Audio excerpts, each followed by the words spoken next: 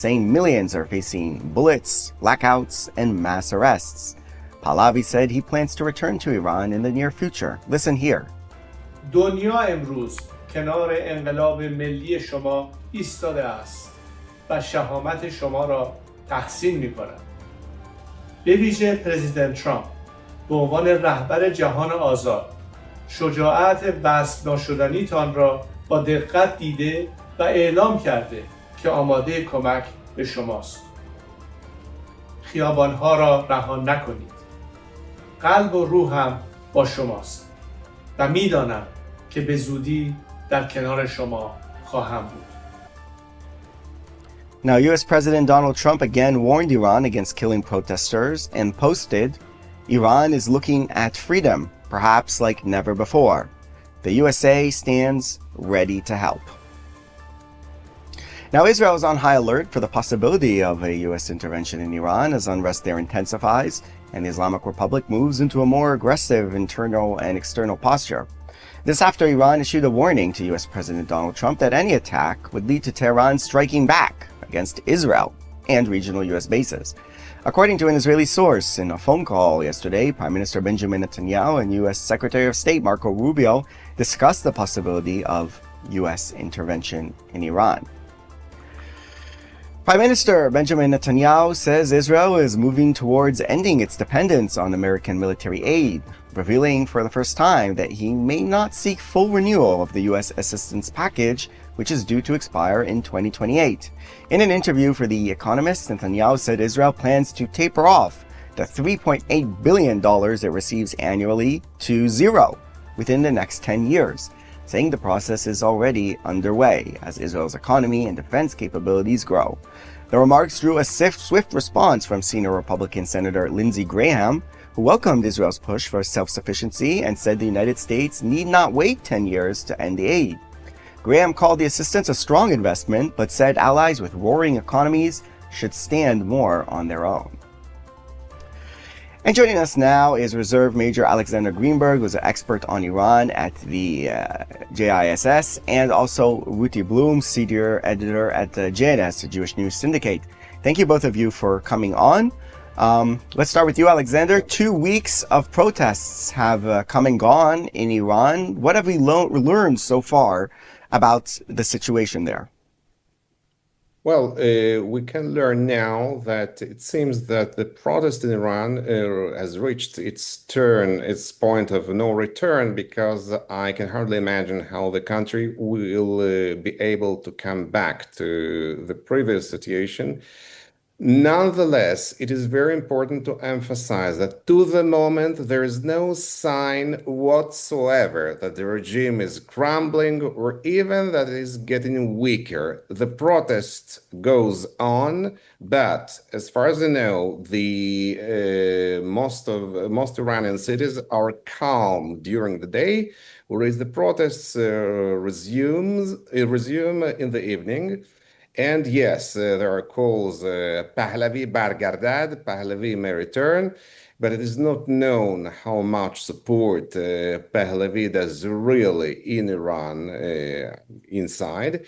And we don't know a lot because of the internet blackout, yet it is very important to emphasize that it is external internet that is blacked out. Iranian internet works domestically at least several hours a day to make possible for the citizens to buy some products and to use POS, paying machines like with the credit cards. Right. It is not as total as it seems. So do you think Pahlavi's video is helpful or harmful to the cause? Because then the regime can maybe sort of more easily say, look, outside forces are intervening in our affairs and causing this? I don't think so, because look, the regime will always say the same thing, and there are no many people who really rally around the flag. So I cannot say it harms the protest. But again, there is always another side of the coin. Still, there are no defections or split amid the RGC that remain. They maintain a high level of cohesion, and they are ready to oppress and to kill and to shoot down many people. We know nothing, and this is a precondition for any regime to fall. Because again, I remind that no regime in the world has ever fallen following demonstrations and protests alone. Everything depends on a split among the elites and split among the armed forces, two things that yet have not happened. Right. Well, let's talk a little bit about Trump here. I'm going to play you a clip because President Trump has again warned Iran against killing protesters. Let's hear what he had to say earlier. So Iran's in big trouble. It looks to me that the people are taking over certain cities that nobody thought were really possible just a few weeks ago. We're watching the situation very carefully. I've made the statement very strongly that if they start killing people like they have in the past, we will get involved. We'll be hitting them very hard where it hurts. And that doesn't mean boots on the ground, but it means hitting them very, very hard where it hurts. So, Ruti, we're seeing there Trump with some strong words, sort of warning Iran. What do you make of his statements, and do you think they have an effect here? Well, so far what we've seen is that for the most part, when Trump threatens something, he actually makes good on it. That's been up until now. And as Alexander pointed out, if there are no defections from the Revolutionary Guards and the Basij, the police, the army, then you can't really have a full-fledged revolution. Having said that, if Trump does launch another strike, or Israel does, we don't know. We're all waiting. You know, it's one of these kind of chicken game moments. If he does that, and if he targets the military forces, it is possible that they will realize that their days are numbered from external forces, not internal ones, not because of protesters. And maybe then we'll see some defections. And then one more point about the son of the Shah. You know, as much as it's hard to know how popular he is, because the trouble with opposition leaders outside of a country is they spend decades out of a country, and it's not as though they're sitting on TikTok with all the Iranians. He's basically an American by now, and so even if he has popularity, nominal popularity, it's probably more among Iranians in the United States, I mean anti-regime Iranians in the United States, than it is in Iran itself. The same goes for this organization, the group called the MEK. I think that a lot of people are rushing to try to say we're the next leaders of Iran, and I'm doubtful about that. Anyway, I do think that there is another strike in the works, possibly only Israel, possibly the United States and Israel. Something is cooking for sure. Right, and that's what maybe Netanyahu was talking about with Rubio, and there's also other sources saying that Israel's sort of in this high alert situation, preparing for the backlash. Maybe do you think it's also realistic that Iran, under the current tensions, or maybe sort of pushed to the brink from an American strike or something like that, will try to lash out by, let's say, firing ballistic missiles at Israel or trying to utilize its proxy Hezbollah? Do you think that's a realistic scenario? I definitely think that's realistic. For one thing, when you have a radical Islamist regime, and it's ideologically theocratic, it's not just with strategies and tactics, okay? It also has a deep belief in martyrdom and all that stuff. I think that there's no question that if they're feeling threatened, and if the supreme leader, Ayatollah Khamenei, actually does abscond, for example, there's no question in my mind that what do they have to lose? They might as well kill a bunch of people on the way out and aim at Israel. And for sure, they would rather use the ballistic missiles than have them destroyed by Israel or the United States. Alexander, do you agree with that? Yes, I fully agree. Everything depends on what Khamenei decides. But again, all his experience Hitherto has proven that he was a highly rational and pragmatist leader, yet the caveat here is one must understand that the notions of pragmatism and rationality slightly differ between various cultures and nations. Right. So I want to bring up another topic, which is Lebanon and Hezbollah. So first, a little bit of an update here. The IDF carried out a series of strikes against Hezbollah targets in Lebanon this weekend, just days after the Lebanese army claimed it had completed the first phase of disarming the terror group in the south. This came amid intensifying pressure on Beirut to disarm Iran-backed Hezbollah, which was severely weakened after more than a year of fighting. Israel says Lebanon's disarmament efforts are a start, but far from enough, warning that Hezbollah must be fully disarmed under the ceasefire agreement. Now, meanwhile, Lebanon's foreign minister, Youssef Raji, today challenged Iran directly to adopt what he called a new approach to Hezbollah's weapons, telling visiting Iranian foreign minister Abbas Araghchi that only the Lebanese state can hold a monopoly on arms, and asking whether Iran would accept an illegal armed organization operating on its own soil. So, back to our guests here on the panel. Start with you, Alexander. What do you make of this sort of direct challenge to Iran from the Lebanese, the non-Hezbollah factions in Lebanese, basically saying, cut it out. You know, we're trying to disarm Hezbollah. Do you think that brazenness, which they've been afraid to show before, might have something to do with the weakening of Iran in the last 2 years and specifically in the last 2 weeks with the protests? Well, of course, it has a lot to do with the weakening of Iran and the growing status of Israel, because all that would have never been possible without Israeli strikes on Hezbollah and Hezbollah and Iran, sorry. Yet, all this talk about disarming Hezbollah, in my humble opinion, is just hot air, because I can hardly imagine what's called the Lebanese army challenging Hezbollah, because half of its officers and privates are Shia Lebanese. There's no reason for them to challenge Hezbollah. It's impossible. Yet there is a very interesting detail here that Araghchi's visit to Lebanon was sudden and unexpected. He came to Lebanon with all his family, including wife and children, and so there are very stubborn rumors saying that he simply defected. It seems to be true. Really? Rudy, what do you make of that? Because usually no foreign minister comes of a sudden to Lebanon, and remember that usually Iranian planes can never land in Lebanon because of Israel and the US. Possibly, I believe it was kind of organized. So that mean he's not coming back to Iran?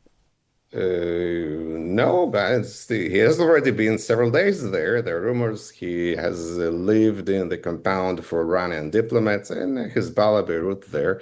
So he's not coming back. It's interesting why. Okay. Ruti, what would you make of this? No, absolutely. I'm sure he's hedging his bets over there. I mean, the fact that he took his wife and children. No, it's not as though he went there and he bought an apartment and said, I'm settling in Lebanon. But he's definitely hiding out or pretending that he's there on a diplomatic mission when in fact he's obviously waiting to see what's going to happen. And then who knows, maybe others will join. But as for disarming Hezbollah, I agree with Alexander as well. That's ridiculous. That's like saying disarming Hamas. If you Hezbollah and Hamas, disarming them, that's just, and they won't be Hezbollah and Hamas. Furthermore, here's another problem. It's all well and good for the Lebanese to, flex their muscles at Iran. Oh, with Araghchi in Lebanon hiding out, and to say to him, you better stop what you're doing. It's ridiculous. First of all, the only way they're able to flex their muscles is because they know that Israel is pointing weapons in the direction of Hezbollah at every moment and firing them. That's number one. Number two, the Lebanese army itself is infiltrated by Hezbollah. as is the Lebanese government. So, we'll all believe it when we see it. As we've known all along, Israel constantly has to keep its powder dry to fight these forces. And the Lebanese government, you can say it's weak or you can say it's infiltrated. It doesn't make a difference. The fact is, it is unable or unwilling to do the job that it promised to do. So does that mean that maybe Israel needs to be more active? At least we've seen that Israel's trying to enforce the ceasefire properly, not allowing Hezbollah to embed in southern Lebanon as it did after the agreement in 2006. There's still Israeli forces inside Lebanon in certain areas. So basically, does Israel just need to keep doing this forever? I mean, what's the plan here? Israel needs to keep doing everything forever as long as a threat exists. And we saw the dangers of saying to ourselves that a certain danger no longer exists or doesn't pose a threat. And then it led to October 7th. So yes, when you ask, well, does that mean they have to be there all the time? Yes. The answer is absolutely yes. Until whatever. Things change. We saw that the Assad regime fell in Syria. That doesn't mean that things are clear there either. The point is that a lot of things are changing in the Middle East and the world, but Israel cannot just rest on the laurels of its victories so far. Alexander, what do you make of Israel's policy in Lebanon so far? It seems like been quite active, really sort of like insisting on retaining its right to attack the Hezbollah installations that are clearly in violation of the ceasefire. Is there anything else Israel can do? Well, I don't think Israel can do any more than it is doing now. At least I don't know anything else. But I'm sure that there is an array of very difficult calculations related also to Iran and also to Gaza, and what should start sooner or later. Everything depends of what is going on concretely in every flashing point of the Middle East. So it's fair. I don't think there is something concrete that Israel should do and it is not doing. But what is sure that Israel has been implementing harshly and with a lot of energy the ceasefire agreement, and Israel has been continuing striking Hezbollah officers. Trying to hide out in southern Lebanese villages, and Israel is doing all its necessary job. What do you think about the situation in Gaza? Again, similar situation of this kind of wishful thinking. Hamas will disarm within 2 months, Trump and Netanyahu said, and that's not happening so far. Israel, that the war is officially over, so to speak. So Israel's not going to go in mass operation disarm them. What do you anticipate for Gaza? So, well, both of you. Alexander, you first. Everything depends on the giving back by Hezbollah of the dead body of Ran Gvili. It's a sin. I think it must be sine qua non to any further stage, implementation of everything. But of course, I don't believe that Hamas will disband itself only because President Trump wants.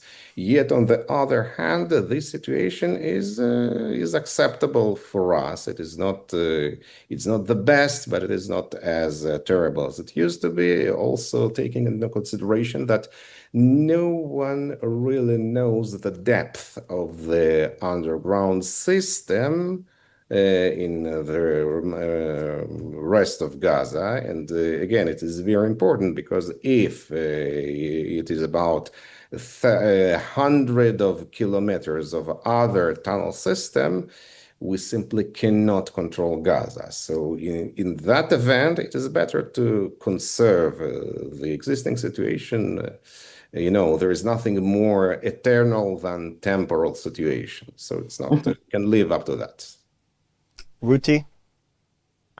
Well, although I agree with what Alexander said, I have a caveat to that, in that I think that given the fact that we keep discovering more tunnel shafts, etc., and we don't know the extent, as he said, And we do know that Hamas is rebuilding, and it's rebuilding its capabilities in various ways, both civil and military.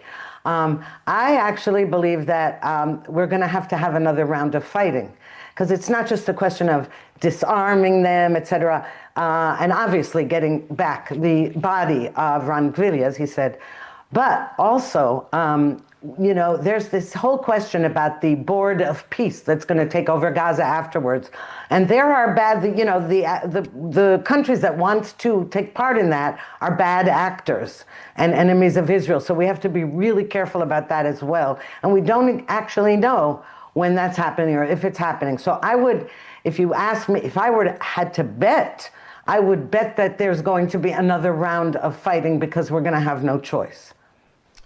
Right. I want to pick up another topic that we mentioned earlier that is very big in the United States, very, very big in the online sphere in the United States, which is U.S. aid to Israel. Constantly talked about, we give U.S. aid to Israel. What do we get in return? And this kind of caused a big rift in the Republican Party as well.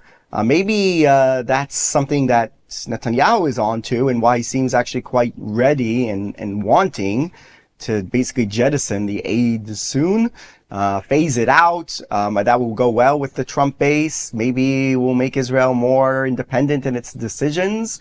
What do you make of this kind of like laying the groundwork for the end of the U.S. $3.8 billion aid, Ruti?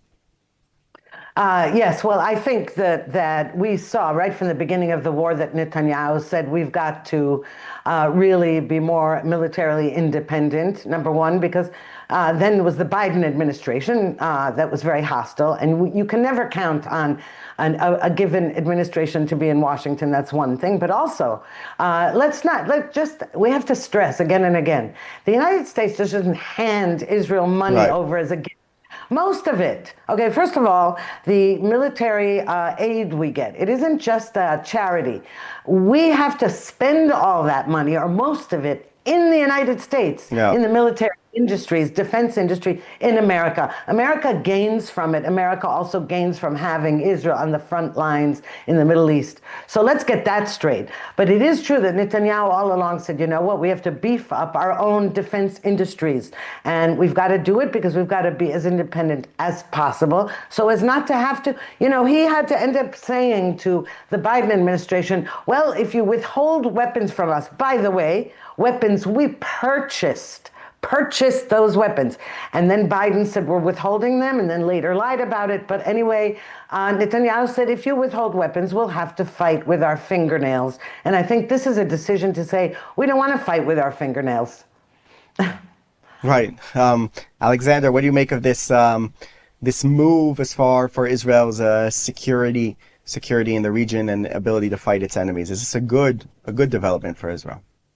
Yes, it's a good development for Israel. Yet again, I have another caveat. Everyone should understand it is very, very complicated. Not everything can be replaced by our own production. No country in the world, except for the US and China and maybe a little bit Russia, can manufacture jet fighters. It doesn't exist. No, but there is. I don't think the aid is basically the aid package is the aid package is the U.S. gives Israel money, basically, and then Israel has to use that money to buy American weapons. Without the package, Israel can still purchase American parts and American jets and everything. It's just they're just not receiving money from the U.S. to make that purchase. Just to make that clear, so it doesn't have to be wholly dependent on its own weaponry. Yes, of course, but again, it's an issue of, I think, of internal domestic American ignorance, and that we cannot do a lot. Of course, even this package is everything but philanthropy. And yes, what Ruthie evoked is more, it's not weapons, it's ammunition. We must and can create total ammunition independence, because this is possible, because what Biden stopped is not weapons but special ammunition, even normal conventional ammunition that we lacked. Right. Rudy, what do you make of that? Well, one thing I'd like to say, just as sort of interesting, is that while everyone's talking about, not everyone, but let's say Trump, peace busting out in the Middle East, and many people saying this is the way, peace through strength, etc. It's all true. But what is interesting is that we spend all our time talking about future defense spending, in other words, future needs for war preparation. We're still talking about in Israel how we have to fortify bomb shelters. We still, there are Israelis who are saying, in the north, we still don't have proper bomb shelters. Because whatever else we're saying, we're basically preparing for the next war, by the way, which we should be doing. But I'm saying that indicates where everyone's mind frame is. Right. Yeah, definitely the next war is always around the corner here. They say predictions are for fools, but still, let's make some final predictions about what's going on in Iran. Do you at the very least, think the protests will resume for, let's say, at least another week? I mean, even if the Iranian regime comes out of this unscathed, it seems like these protests are destined to continue, aren't they? I think they are. Yes. I'm sorry, Alexandra. Didn't mean to interrupt you. I'll just make it quick. I think that they are because aside from everything else, the repression and all the obvious reasons and the gunning them down in the streets, etc. An obvious reason is also they have no money. They have their water shortage, electricity shortages, the supermarket shelves are empty. I don't know. And Iranians have had it. So they've had it from every which way. And that's why I think that this time it's different. And what I anticipate is there's probably going to be some military action before the week is out. Alexander?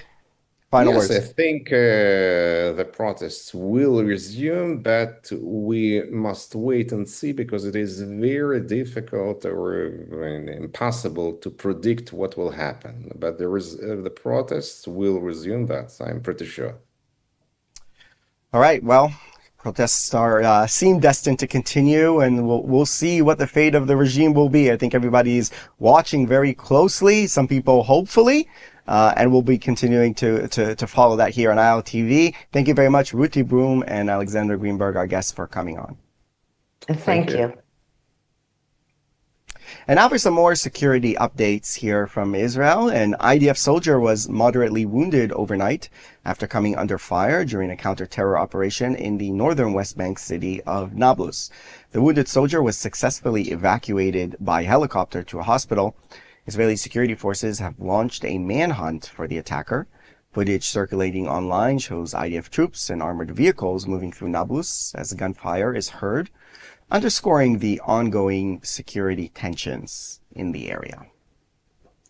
And now for some updates coming out of Gaza. The IDF says 3 terrorists were killed today in separate incidents across the Strip after breaching the yellow line and approaching Israeli forces in violation of the ceasefire. In southern Gaza, a suspect attempted to steal IDF equipment before fleeing. He was later killed in an Israeli Air Force strike on the Hamas-controlled side of the line, while in 2 additional incidents in northern Gaza, troops from the Gaza Division and the Jerusalem Brigade opened fire on suspects who had also crossed the line, killing 2 in that engagement. Earlier this weekend, the IDF says it eliminated several senior Hamas terrorists in a series of strikes over 24 hours following a failed projectile launch from Gaza City. Among those killed, the head of Hamas's anti-tank missile array and a senior figure in Hamas weapons production. The IDF says these operations have significantly degraded Hamas's attack capabilities and that forces will continue to remove any immediate threat even under the ceasefire. And of course, the Gaza Peace Board is coming into being now as well, as sort of the day after the war is starting to take shape, even while Hamas remains armed in Gaza, as we mentioned earlier.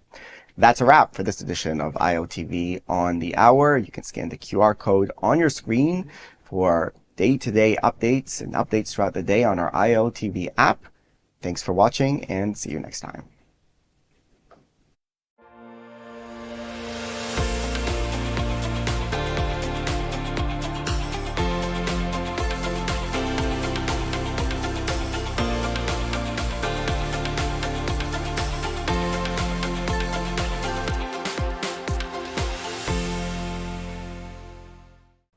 And ILTV is partnering with Regavim to spotlight one of the most critical issues facing Israel today, the protection of our national land and resources.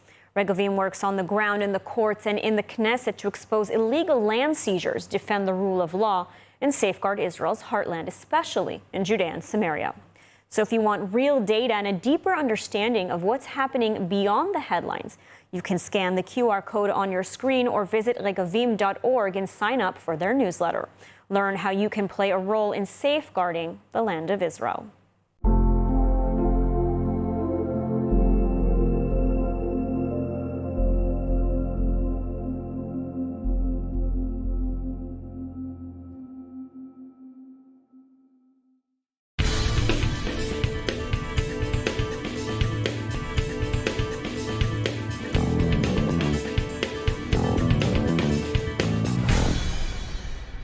Hey everyone, we know how hard it can be to keep up with the latest news in Israel. So if you haven't had the time to stay on top of what's what in the Holy Land, we're here for you. I'm Ladar Gavelazi, and this is ILTV's Weekly Review. Without providing any evidence, Venezuela's acting president Delcy Rodriguez is accusing Israel of orchestrating the U.S. operation that led to the arrest of ousted leader Nicolas Maduro. The false accusation is the latest in a long history of open hostility between Caracas and Jerusalem. We get more from ILTV's Steve Leibovitz.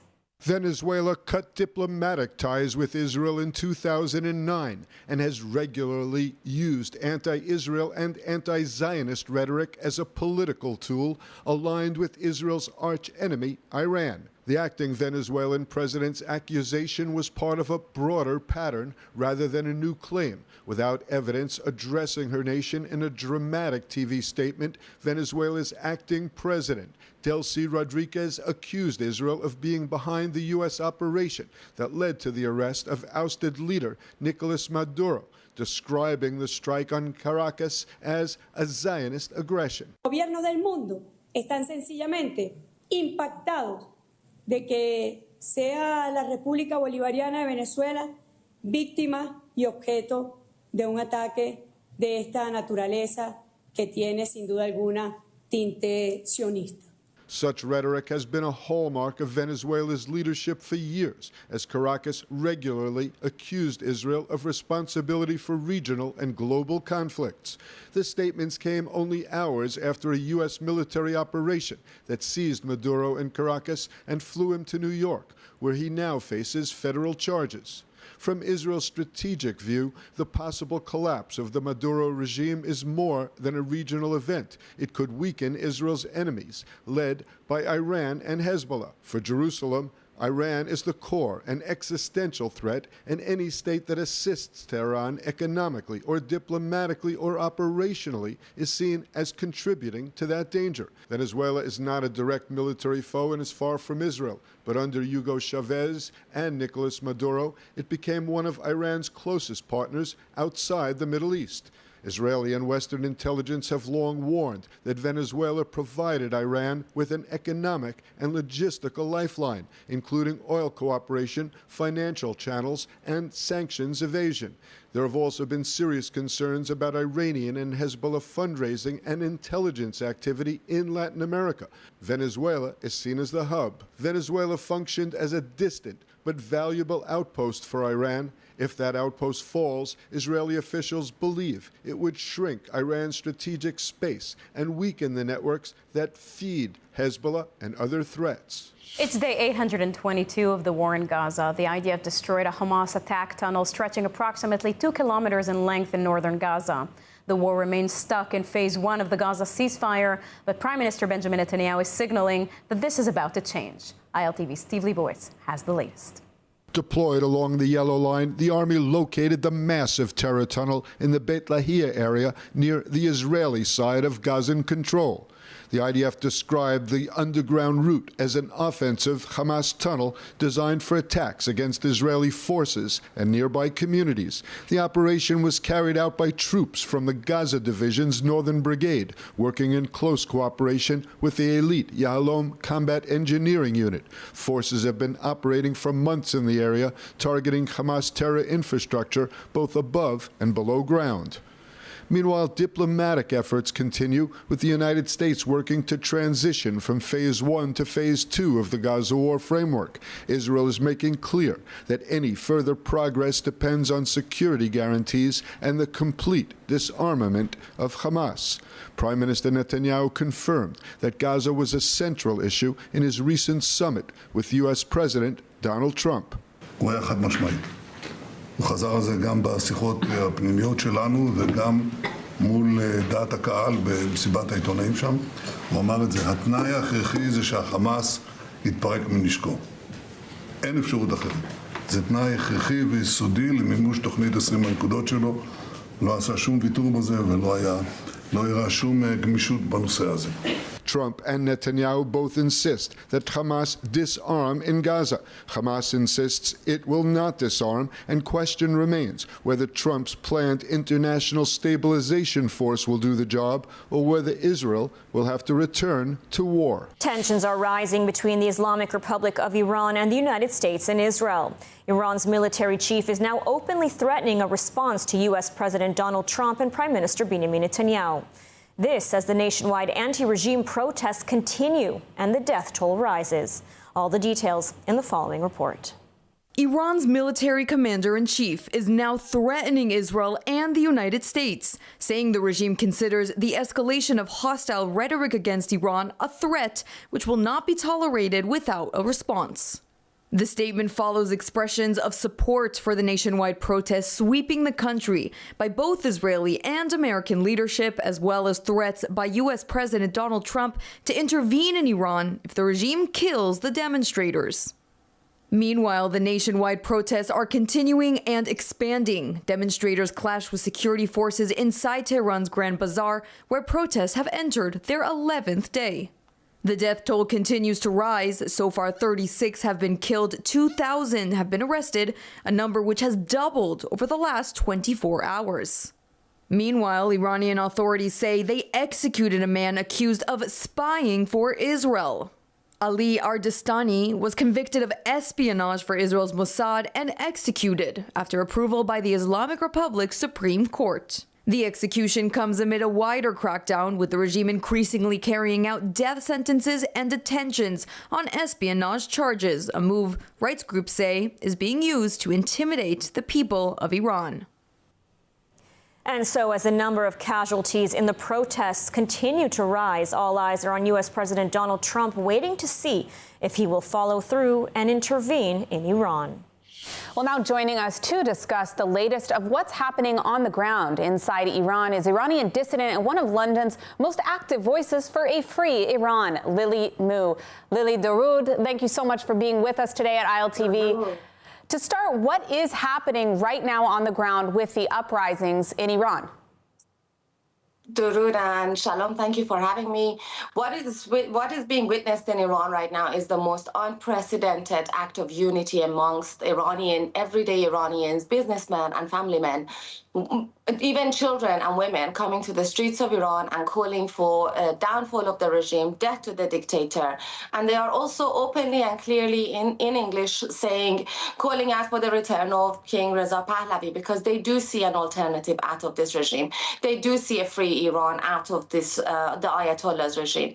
Also, like you mentioned earlier in your report, when you were talking about Iran, they are using ambulances to bring in regime forces or to take Iranian prisoners into unknown places.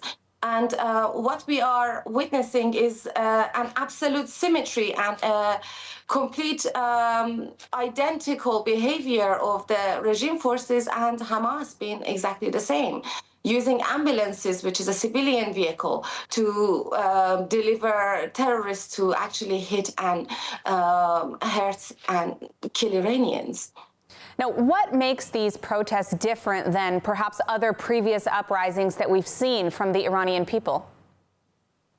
these protests feel much more secure for the people in a sense that there is going to be international support for them, because Iranian people have proven time and time again that they are willing to give their lives for dignity and freedom.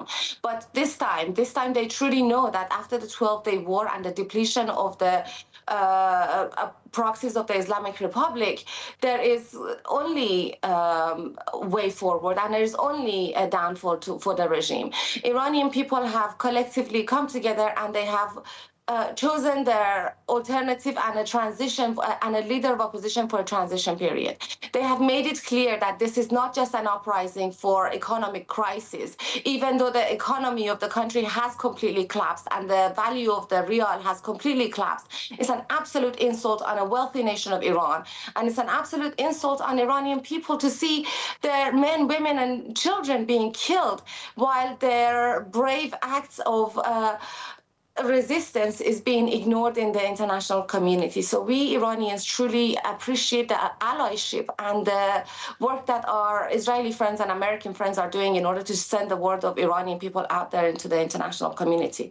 We all know there is a blackout on Iran, and we all know somehow the news of Iranian people is not important enough. While our civilians die, it's only important for a certain group of self-appointed saviors of the international community to go and put their fists in the air and call for the freedom of a dictator from New York into Venezuela, while Venezuelan people are screaming in joy and their tears are flooding with joy into the world right now. So congratulations to the Venezuelans. Hopefully Iran next.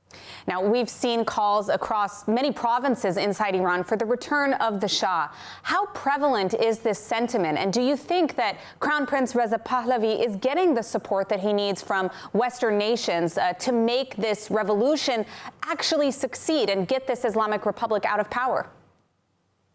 I believe the support the Crown Prince has from the American administration has been apparent over the past 3 years, and we are very happy and proud of that. We just hope that this time, unlike the 12-day war, when Iranians truly believe that the Shah of Iran is going to have a chance to return in June into our beautiful country, and time for rebuilding will happen. This time, hopefully, with the actions that President Trump took against the Venezuelan leader, we know that international law is actually being practiced by some world leaders today, and hopefully it will be practiced for the Iranian people. Iranian people deserve to have freedom, and they are calling for the Pahlavi. Let us not forget, even a simple alliance with Pahlavi family is called treason and is punishable by death by this regime. Now, we are running out of time, but I do want to ask you, before I let you go, what is the most important thing for the world, the Western world, to know right now about this movement, about these protests inside Iran?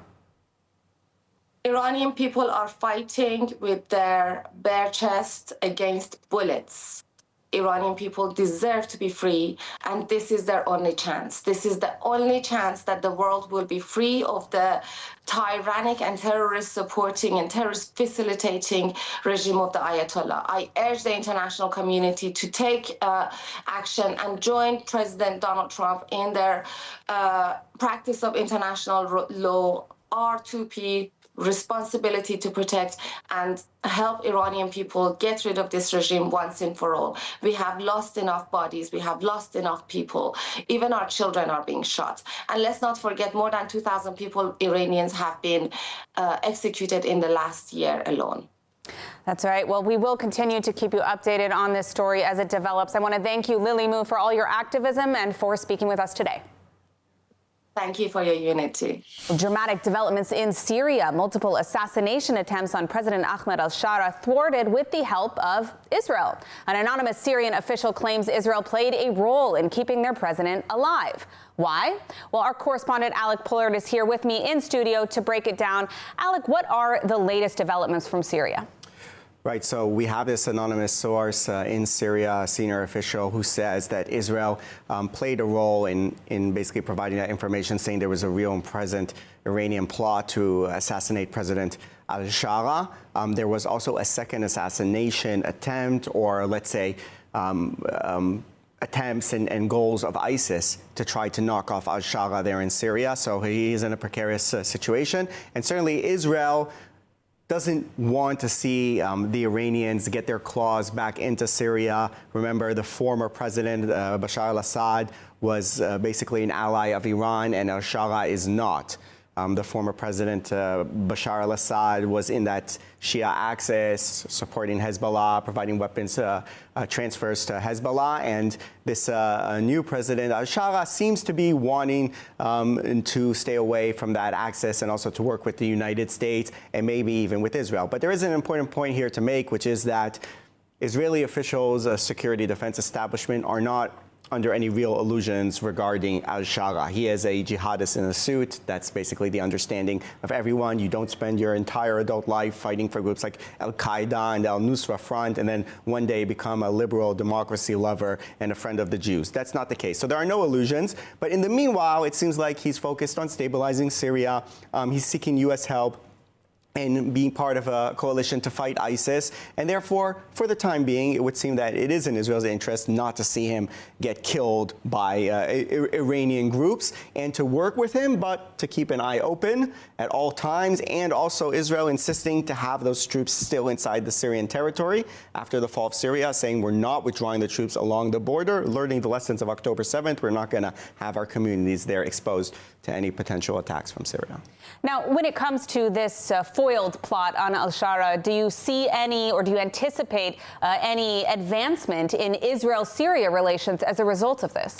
Right. So that would, again, be one of the reasons why Israel would sort of have an interest in continuing this type of dialogue with al-Shara. And it's also possible that Trump, in exchange for helping the Syrian president, and Trump seems quite enamored with al-Shara, invited him to the White House, put perfume on him, playing basketball with the troops and all of that. So it's possible that Trump is also telling al-Shara, look, you want us to kind of embrace you and to help you to rebuild the country, then one of our demands is that you do good things with Israel and maybe even sign some type of deal. It could not be full normalization, but some type of partial agreement. Maybe that's on the cards. And it would also be for Israel to decide also how it wants to approach this, because we have seen the sort of belligerent talk of don't threaten us and we're going to retain our security interests. Maybe there needs to be that diplomatic pose as well of, yes, we're willing to talk with you and to reach some type of agreement.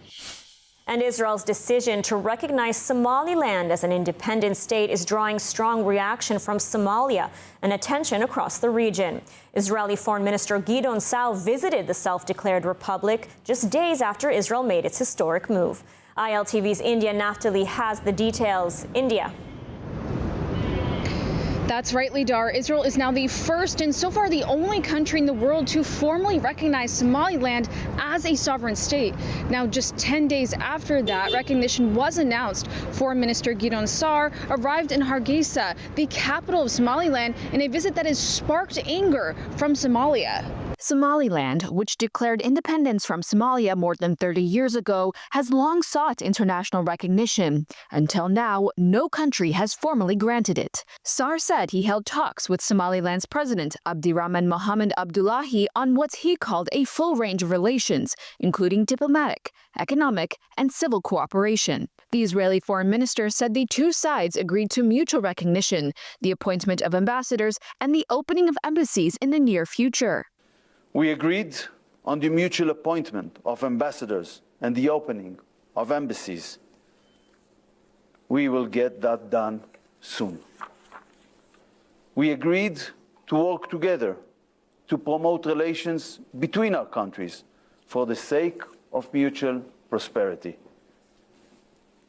We want to build an enduring and warm friendship, not only between governments, also between the people of Somaliland and the people of Israel. President Abdullahi confirmed that he has accepted an invitation from Prime Minister Benjamin Netanyahu to visit Israel. He said the developing relationship goes beyond symbolic recognition and is meant to create a long-term strategic partnership.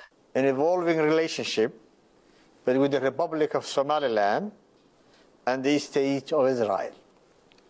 It reflects not only political recognition, but also a shared commitment to transform that recognition into a substantive forward-looking, and strategic partnership. Somalia, however, has strongly condemned Israel's decision and SAR's visit, calling the recognition an unlawful step and a serious violation of its sovereignty. Somalia maintains that Somaliland is a part of its territory and described the visit as an unacceptable interference in its internal affairs. But Israel has stressed that the decision to recognize Somaliland was not intended as a move against any other country. And moving on, a deadly and chaotic night in Jerusalem. A 14-year-old ultra-Orthodox boy was killed and several others injured after a bus ran into Haredi protesters during a violent anti-draft demonstration.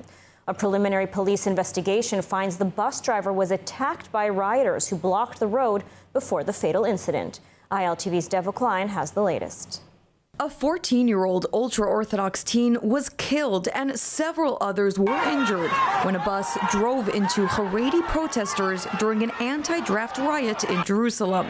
The incident took place at the busy intersection of Yirmiyahu and Shamgar streets, where hundreds of demonstrators had gathered. According to Magen David Adom, the teenager was trapped underneath the bus and pronounced dead at the scene from severe multi-system trauma. 3 other pedestrians were also injured, including 2 minors aged 14 and 17.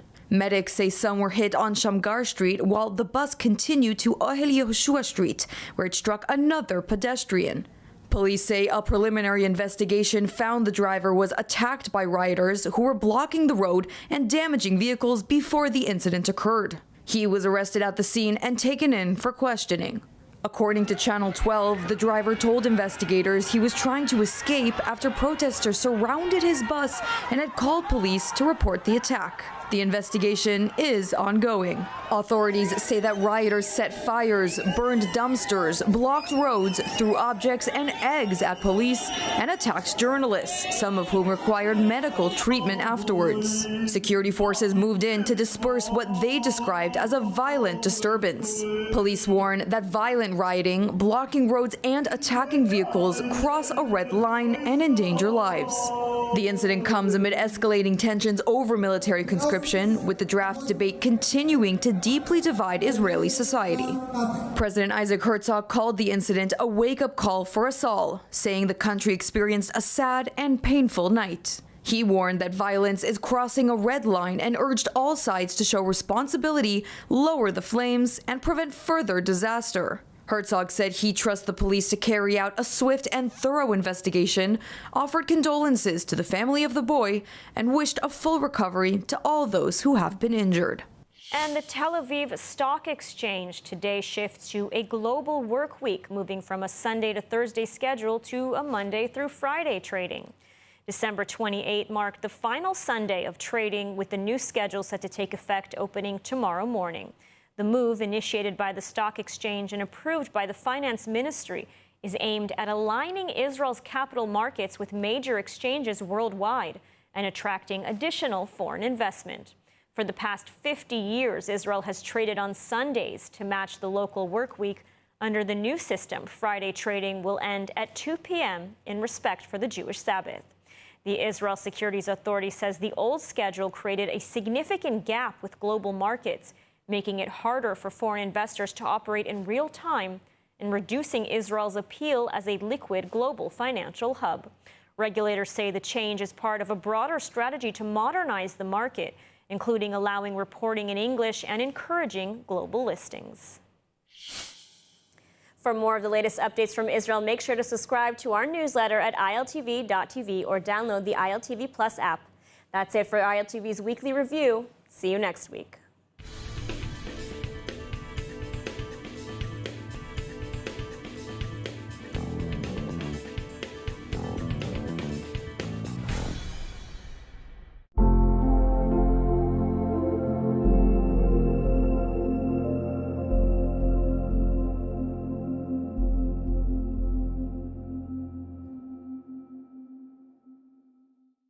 Nearly 30 American college student leaders from diverse faith backgrounds are ringing in the new year in Israel while participating in Jewish National Fund USA's Caravan for Democracy. The 7-day fully subsidized program equips attendees with the confidence to return to their college campuses and advocate for informed, constructive dialogue about Israel and the Middle East with their peers. Joining us today are two Caravan for Democracy students to share their experiences, Andrew Norton and Polly Johnston. Thank you so much for being here. Andrew, let's start with you. Why did you, as a non-Jewish student leader, want to come to Israel at this particular time? Reasons. First one is this is the Holy Land. I want to see as a devout Christian where my faith comes from, right? I want to see the Bible come alive. I want to see the steps and the places and the things that make my faith so true, much more than believing. And this is the place to do that. So that was the first reason. And secondly, it is, of course, to understand truly the Jewish side of this war, to understand the Israeli side of this war, to understand kind of just the reality of what's happening over here. I find myself in conversation with students from all different races and places. And I often see that they have opinions and they have arguments and they want to talk and debate. And I kind of hit an information block. And that information block comes when you haven't physically seen, you haven't physically viewed the place that you're thinking about, the place that you're talking about, the place that you're trying to strive and defect. And so that was one of the reasons, in addition to my faith, that I wanted to come out and truly see Israel. And you, Polly? Very much the same situation, but also I think there's no better time to come to Israel. We are just getting out of the post-war issues and also awaiting the last hostage to come home. And I think that's a really important thing because now we can see the life and the joy and the resilience of the Israeli people and how connected everyone is. But also back home, I have a lot of Jewish friends and family friends. So this is very personal as well, especially knowing that some friends are here in Israel right now. Polly, what has been the most surprising part of your experience? I think one of the most surprising parts is how joyful and kind everyone is. I think we back home in the United States are given this one perception that Israel is very similar. Everyone's the same. Everyone comes from the same background, and it's very oppressive and cruel. And that's just not the case at all. Everyone has their own opinions, and everyone comes from a different background, and they have different reasons for why they believe in what they believe. And they're not afraid to tell you, and it's absolutely wonderful. Andrew, how will Caravan for Democracy impact you as a leader and an ally when you return to campus? Perception. I think that I'm thankful to the Jewish National Fund, first off, for this opportunity. And in this opportunity, one of the things they talked about was you're going to physically see this perspective that's going to be able to handle and guide your conversation back home. And so that's truly what it's done. Out here, Caravan for Democracy has quite literally caravaned us across Israel to see just all the different places, the points for more than just the Jewish religion, all of it, and including our own. And so it's one of those things where you can truly now see, understand, have lived it, have experienced it to a degree that helps carry and guide this conversation towards a reality that we seek, right? A reality that offers peace, that offers safety, that offers respect for Jewish students, Jewish people, the religion as a whole, as well as the entire country of Israel. Polly, what's one thing about Israel that you want to make sure your peers know? Honestly, I want to make sure that they know everyone is connected and everyone is affected by what happens to the state of Israel and to the people of Israel.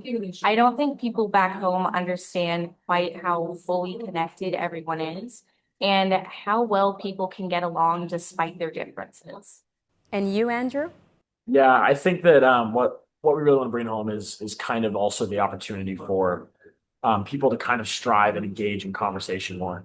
Engage in conversation that directs people towards the reality truth, right? I talked about the perspective and things like that I love, and so that's something that I learned here is really just the perspective that says, man, this is a welcoming group of people. This is the home of three religions. This is a land that offers and wants and seeks peace with everything, and so that's the one thing I want to be able to share, bring to people, and kind of pass forward. Thank you both for joining us today. Thank you. Thank you. As the largest provider of Israel engagement programs in the U.S., Jewish National Fund USA inspires a lifelong Zionist identity through youth, travel, and cultural experiences, helping individuals stay connected to the land and people of Israel for life.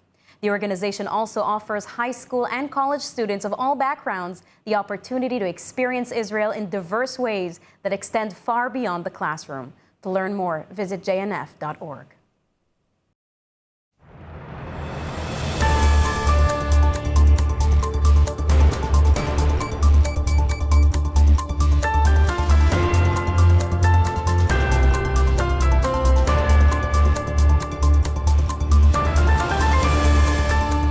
Welcome to ILTV on the Hour. I'm Alec Pollard, coming to you live from Israel with the biggest stories in the region. Nationwide protests challenging Iran's theocracy are entering their third week, and the regime is intensifying its crackdown.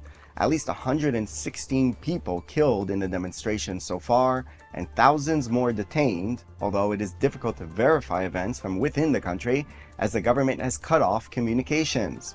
Iranian authorities have also accused foreign powers of stoking the unrest, claims rejected outside Iran. Adding to the pressure, Reza Pahlavi, the exiled son of Iran's last Shah, has issued an urgent appeal to President Trump to intervene, saying millions are facing bullets, blackouts, and mass arrests. Pahlavi said he plans to return to Iran in the near future. Listen here. دنیا امروز کنار انقلاب ملی شما ایستاده است و شهامت شما را تحسین می کند. به ویژه پرزیدنت ترامپ به عنوان رهبر جهان آزاد شجاعت وصف ناشدنیتان را با دقت دیده و اعلام کرده که آماده کمک به شماست. خیابانها را رها نکنید. قلب و روحم با شماست و می‌دانم که به زودی در کنار شما خواهم بود. Meanwhile, U.S. President Donald Trump has again warned Iran against killing protesters and posted Iran is looking at freedom, perhaps like never before. The USA stands ready to help. Israel is on high alert for the possibility of a U.S. intervention in Iran as unrest there intensifies and the Islamic Republic moves into a more aggressive internal and external posture. This after Iran issued a warning to U.S. President Donald Trump that any attack would lead to Tehran striking back against Israel and regional U.S. bases. In a phone call yesterday, Prime Minister Netanyahu and U.S. Secretary of State Marco Rubio discussed the possibility of U.S. intervention in Iran, according to an Israeli source. A U.S. official confirmed the two men spoke, but did not say what topics they discussed. An IDF soldier was moderately wounded overnight after coming under fire during a counter-terror operation in the northern West Bank city of Nablus. The wounded soldier was successfully evacuated by helicopter to hospital. Israeli security forces have launched a manhunt for the attacker. Footage circulating online shows IDF troops and armored vehicles moving through Nablus as gunfire is heard, underscoring the ongoing security tensions in the area. Prime Minister Benjamin Netanyahu says Israel is moving towards ending its dependence on American military aid, revealing for the first time that he may not seek full renewal of the U.S. assistance package due to expire in 2028. In an interview with The Economist, Netanyahu said Israel plans to taper off the $3.8 billion it receives annually to zero within the next 10 years, saying the process is already underway as Israel's economy and defense capabilities grow. The remarks drew a swift response from senior Republican Senator Lindsey Graham, who welcomed Israel's push for self-sufficiency and said the United States need not wait 10 years to end the aid. Graham called the assistance a strong investment, but said allies with roaring economies should stand more on their own. Now, the IDF says 3 terrorists were killed today in separate incidents across the Gaza Strip after breaching the yellow line and approaching Israeli forces in violation of the ceasefire. In southern Gaza, a suspect attempted to steal IDF equipment before fleeing. He was later killed in an Israeli Air Force strike on the Hamas-controlled side of the line. While in 2 additional incidents in northern Gaza, troops from the Gaza Division and the Jerusalem Brigade opened fire on suspects who had also crossed the line, killing 2 in that engagement. Earlier this weekend, the IDF says it has eliminated several senior Hamas terrorists in a series of strikes over the past 24 hours following a failed projectile launch from Gaza City. And that is all for this edition of ILTV on the Hour. You can scan the QR code on your screen for more updates from our ILTV app. That's all for this edition, and thank you for watching.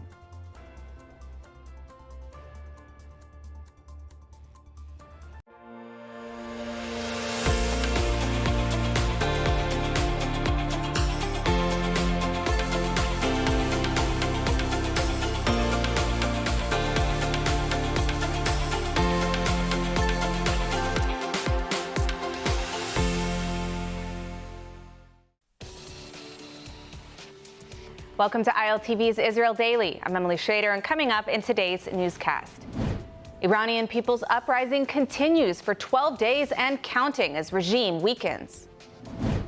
Lebanon claims Hezbollah has been disarmed, but Israeli intel proves otherwise. One hostage still remaining, but President Trump plans to implement phase 2 of Gaza deal.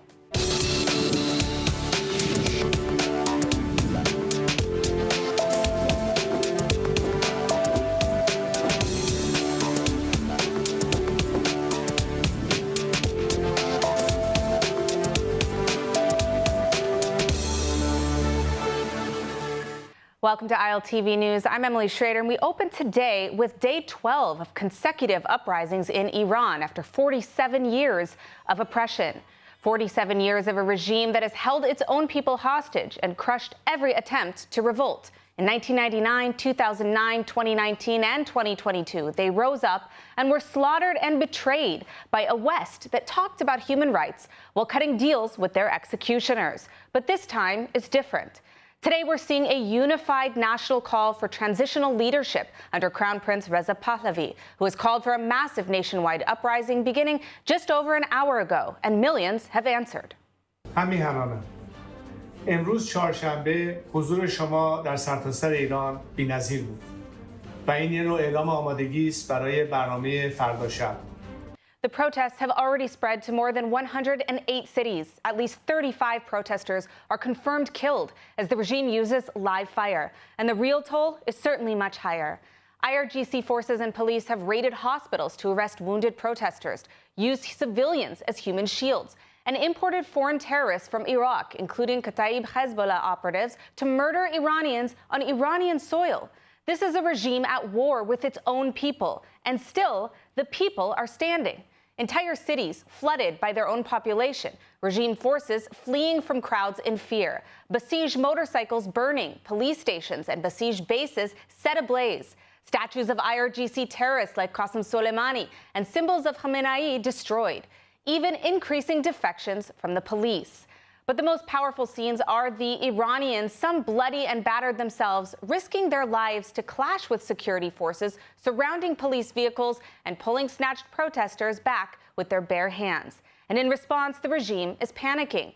They tried to quell the protests by offering an insulting $7 stipend to the people.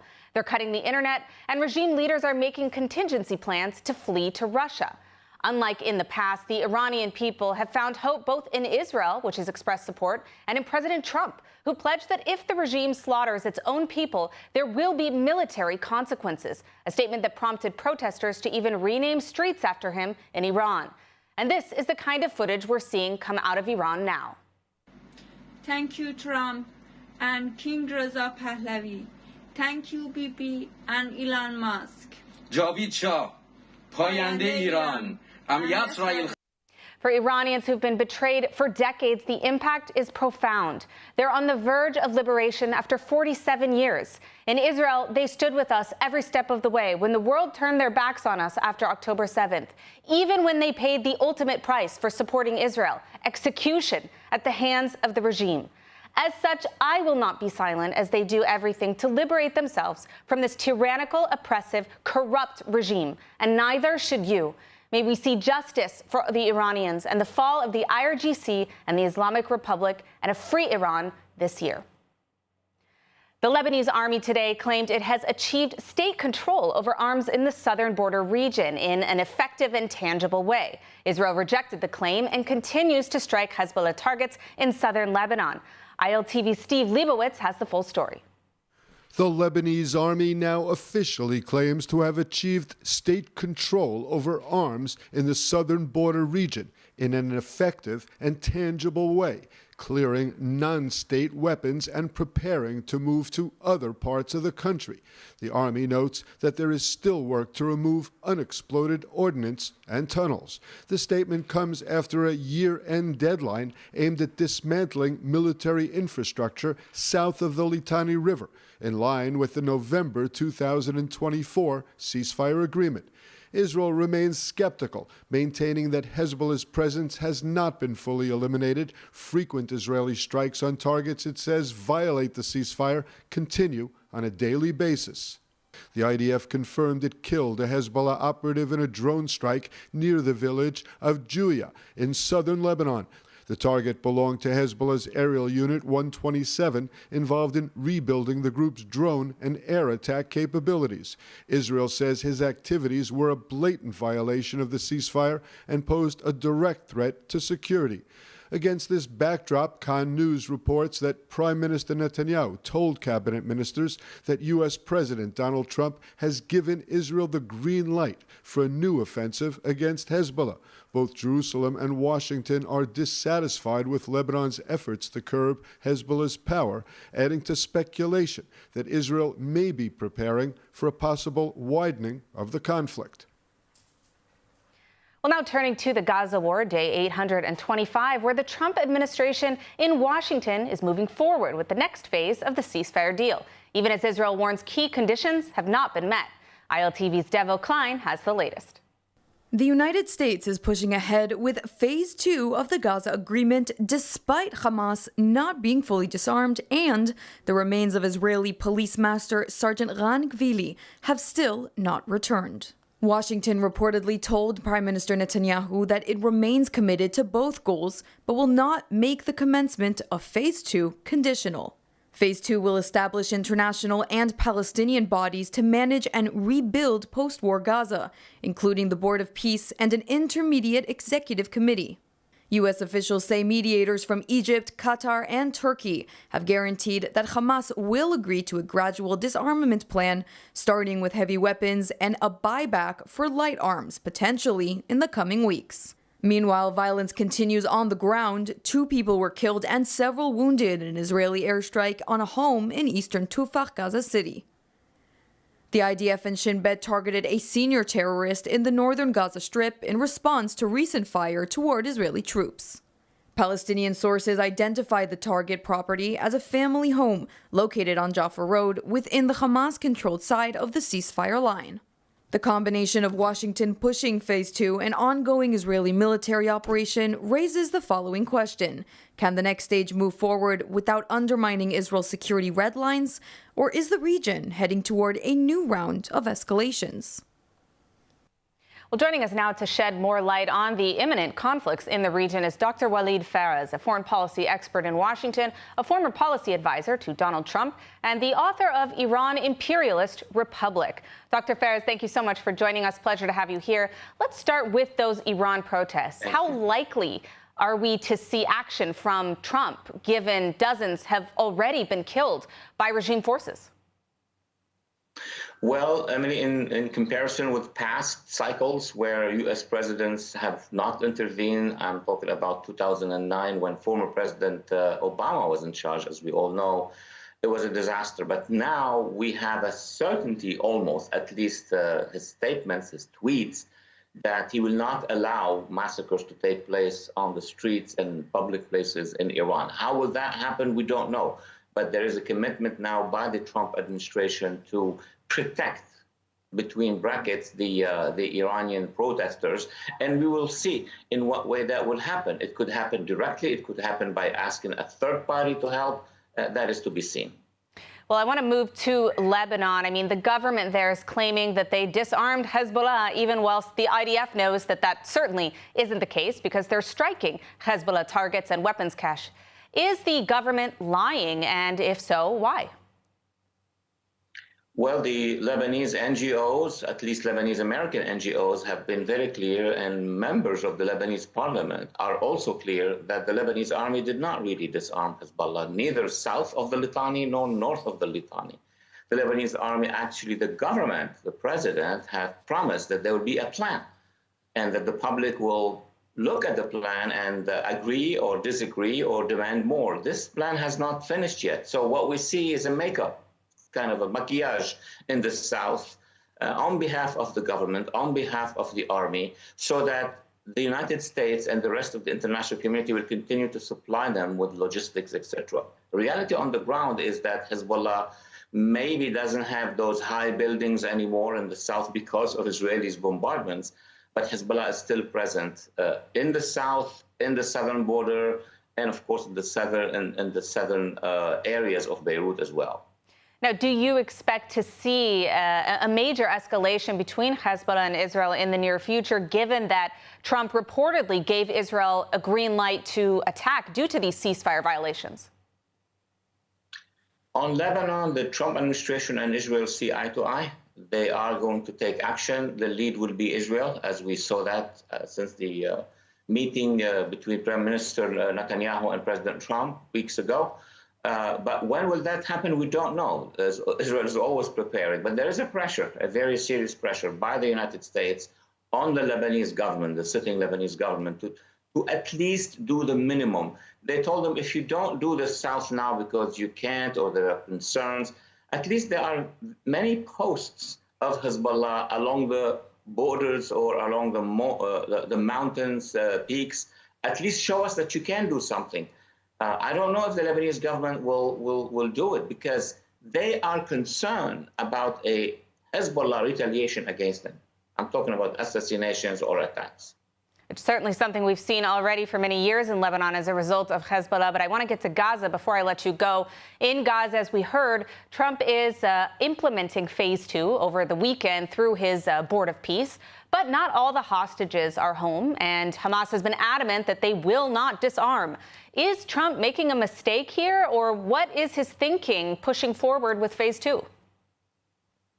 Well, there are forces in the region that are maneuvering to push and pressure our administration to take steps that are convenient to Hamas, but not convenient to Israel.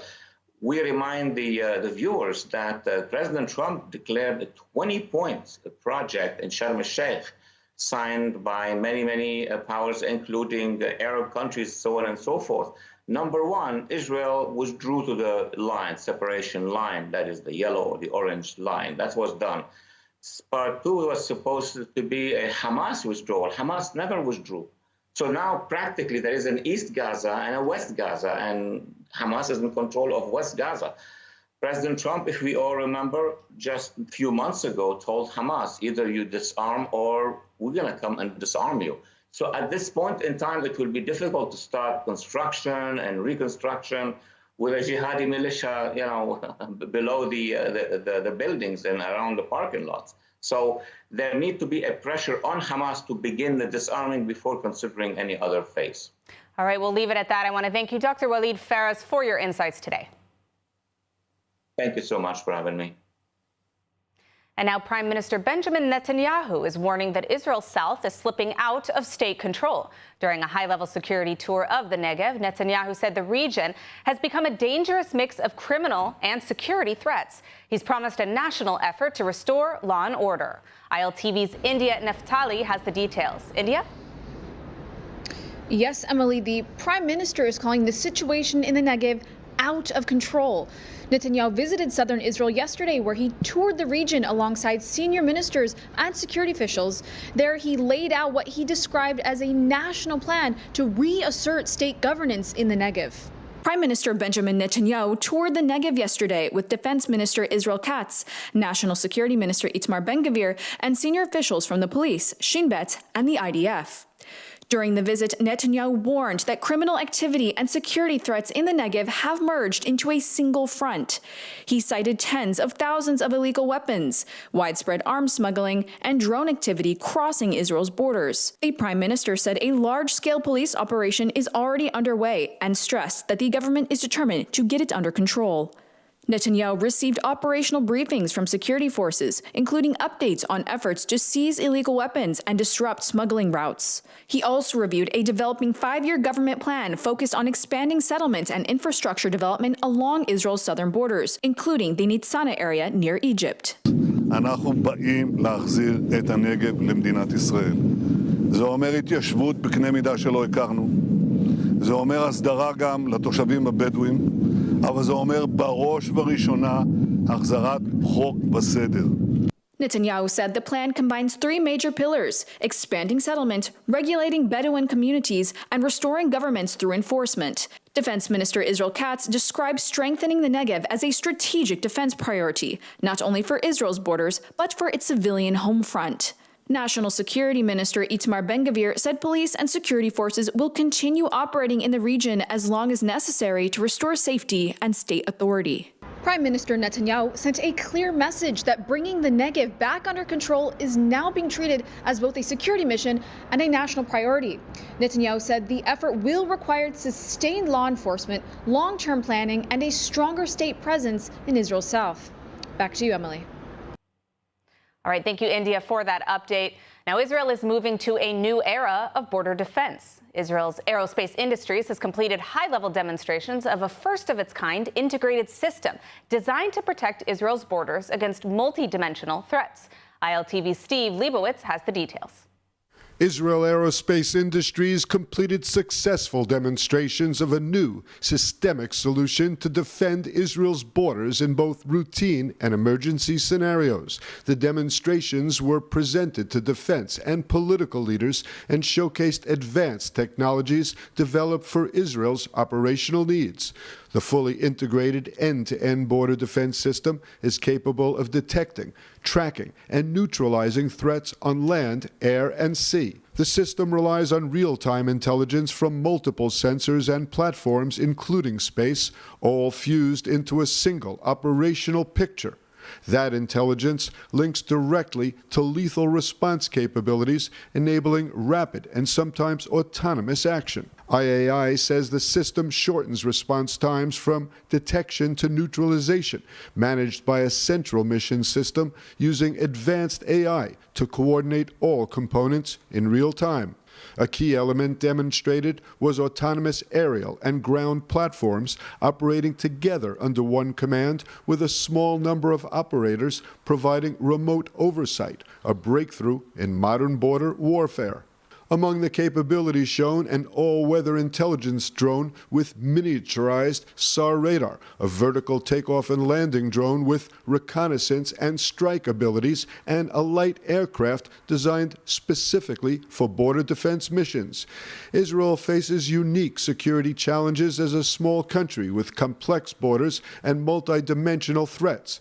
IAI says the system neutralizes dangers as far from Israeli territory as possible while minimizing risk to soldiers on the ground. Well, the trend of nations, large and small, moving their embassies to Jerusalem is continuing. Samoa is now reportedly set to open an embassy in Jerusalem this year, another diplomatic win for Israel and a growing trend among Pacific nations. Samoan Prime Minister Schmidt announced that his foreign ministry will begin preparations to open an official mission in Jerusalem in 2026. Speaking to Christian leaders with the flags of Samoa and Israel behind him. The move follows similar decisions by Fiji and Papua New Guinea, highlighting faith-based diplomacy. Samoa, a predominantly Christian nation of about 22,000 people, has maintained relations with Israel since 1972, cooperating in areas like health, agriculture, technology, and energy. The Israeli embassy in Wellington, New Zealand, currently handles relations with the Pacific nation. In a significant milestone for Israel's global Aliyah efforts, Nefesh B'Nefesh, in partnership with Israel's ministries of Aliyah and Integration, Health, and the Negev, Galilee, and National Resilience, and in cooperation with the Jewish Agency for Israel, hosted the first ever MedX events in Canada, alongside Nefesh B'Nefesh's signature NBN on Tour programming. Let's hear what some of those attendees had to say about this incredibly unique opportunity. MedX has officially made its way to Canada.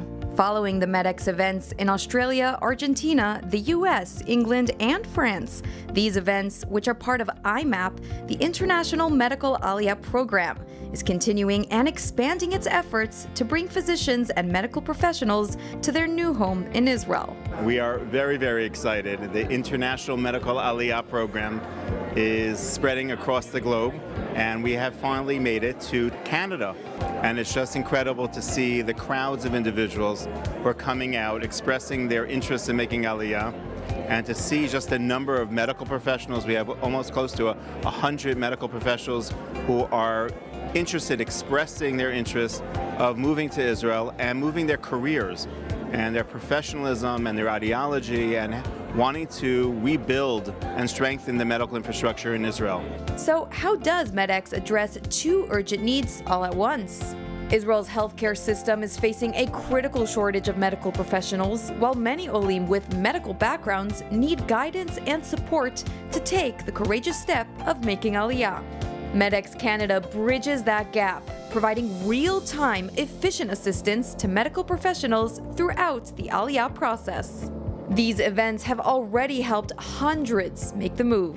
And as we start to ask ourselves, what does the next chapter of our life look like now that our kids have gone off to university? The idea of moving to Israel and having a life in Israel is something that appeals to us. And naturally, we'd want to do that as professionals in Israel. And so we're trying to contemplate what does it look like to move our practice to a new country. So hopefully today's conference is going to teach us about that and demystify some of the aspects of having a life in Israel as a professional. For Elon and Robin, the journey ahead comes with answers and essential support when it matters most. MedX has been incredible. I went to their event in New York and they processed all my documents. And then actually last week I flew to Israel and took my licensing exam for physiotherapy. So God willing, by the time I arrive in Israel, I'll actually have my license ready to go, can hit the ground running, can start working. So they've been incredible, super helpful. Any glitches that came up, they right away had an easy access to the right people and they dealt with it. Some attendees aren't just focused on starting their careers in Israel, they're also eager to come home and finally be a part of the Israeli society. The most important thing in life is community, and being surrounded by like-minded people, people who see the world the same way as you do and make you feel like a part of something greater. And my people are in Israel. Working and practicing and helping the Jewish people, and certainly from a health perspective, giving them our best that we could possibly do, I would love to do that. I feel the pull of the need for living in Israel and being part of the society. I'm past the age when I can do army service, but I think there's other service you can do to help Israel rebuild itself. As interest in Aliyah grows, the IMAP program is as crucial as ever. With the focus on the medical world, MedX offers a brand new opportunity of integration and comprehensive support. Now, it's been quite some time since Israelis have seen reasonable airfares and flight options, but all that is set to change for the year 2026. Let's go now to ILTV's Devo Klein to break this down. So, Devo, you have some good news for Israeli travelers, I hear. Yes, Emily, that is right. We have a few additions for this upcoming year, but probably the biggest news of them all for Israelis right now is that Arkia Airlines have launched the first ever direct flight from Tel Aviv to Hanoi, Vietnam. This is major news for Israelis who we know absolutely love Southeast Asia, and now they actually don't need to succumb to the El Al monopoly. They actually have a reasonably priced direct flight as another option. But that's actually not all. See, budget airline Wizz Air are expanding their flight to Tel Aviv with brand new locations now on the map, like the Balkans, the UAE, Morocco, and others. Now, what does all this news mean? Well, more options means increased competition, which also leads to lower airfares, which is so crucial in Israel right now, particularly to Europe and the Eastern Mediterranean. But what about the transatlantic lines? Well, Delta Airlines is restoring direct flights from Atlanta and Boston, with the Boston route returning only in October 2026, while ITA Airways is resuming 2 daily flights from Rome to Tel Aviv, reestablishing a key European gateway. Now, Emily, you gotta take this news with a grain of salt because some airlines are still suspended as of this very moment. Prices for flights are still astronomically high, and Israeli tourism is still very much down. So while we have amazing news on the horizon, we will have to wait patiently to receive all these new routes and options. But for now, Emily, it's looking pretty good for Israelis. Back to you. All right, thanks, Devo, for that. We'll continue to keep you updated on the flights coming in and out of Israel. But for now, let's take a look at the weather forecast. Cloudy skies are expected around most of the country tonight, with temperatures reaching lows of 14 degrees Celsius or 57 degrees Fahrenheit. Then tomorrow we'll see clear skies alongside steady temperatures, seeing highs of 16 degrees Celsius or 62 degrees Fahrenheit. That's a wrap for today's news. For the latest updates from Israel on all your devices, be sure to follow our ILTV channels and keep up with us on social media. That's ILTV_Israel on all platforms. Stay informed with the latest news straight from the heart of Israel. I'm Emily Schrader. Be well, and thank you for watching.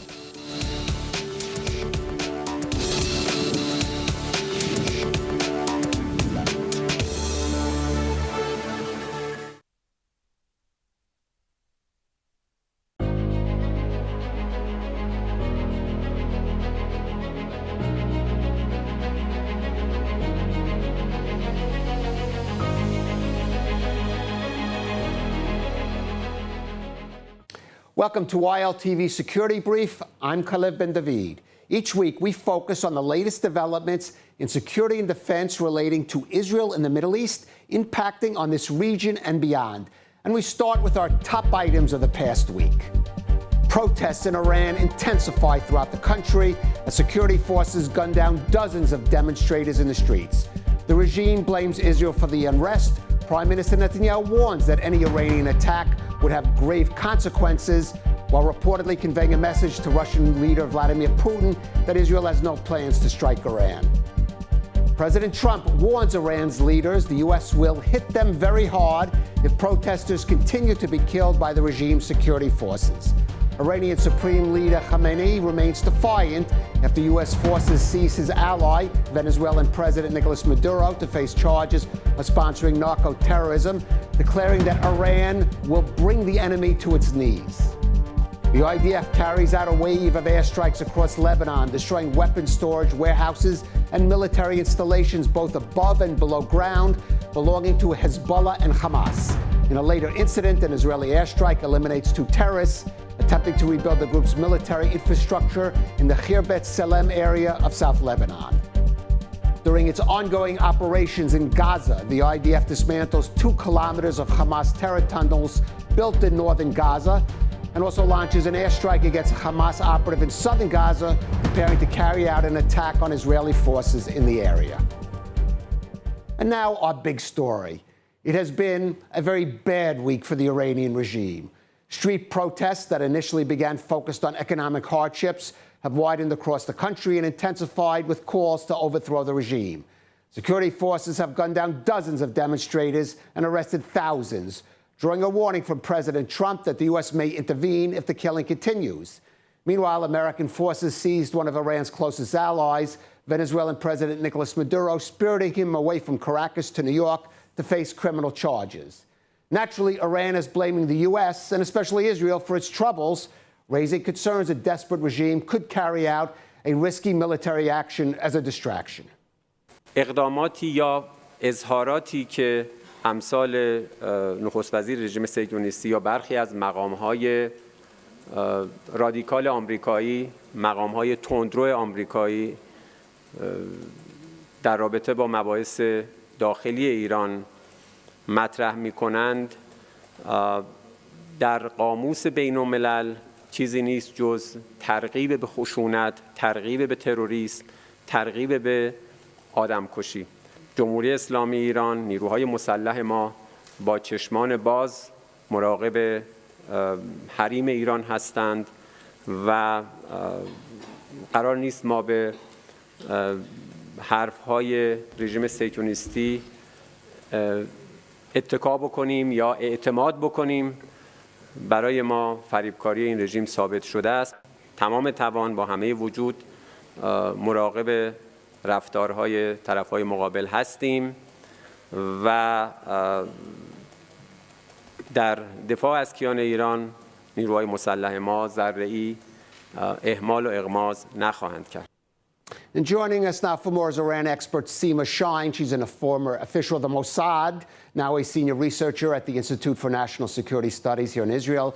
And from Washington, D.C., we're joined by Behnam Ben Teleblu, senior director of the Iran program at the Foundation of Defense for Democracies. Thank you for joining us both. Behnam, I want to start with you and the Venezuelan connection. How important was it to Iran? What did Iran actually benefit from that?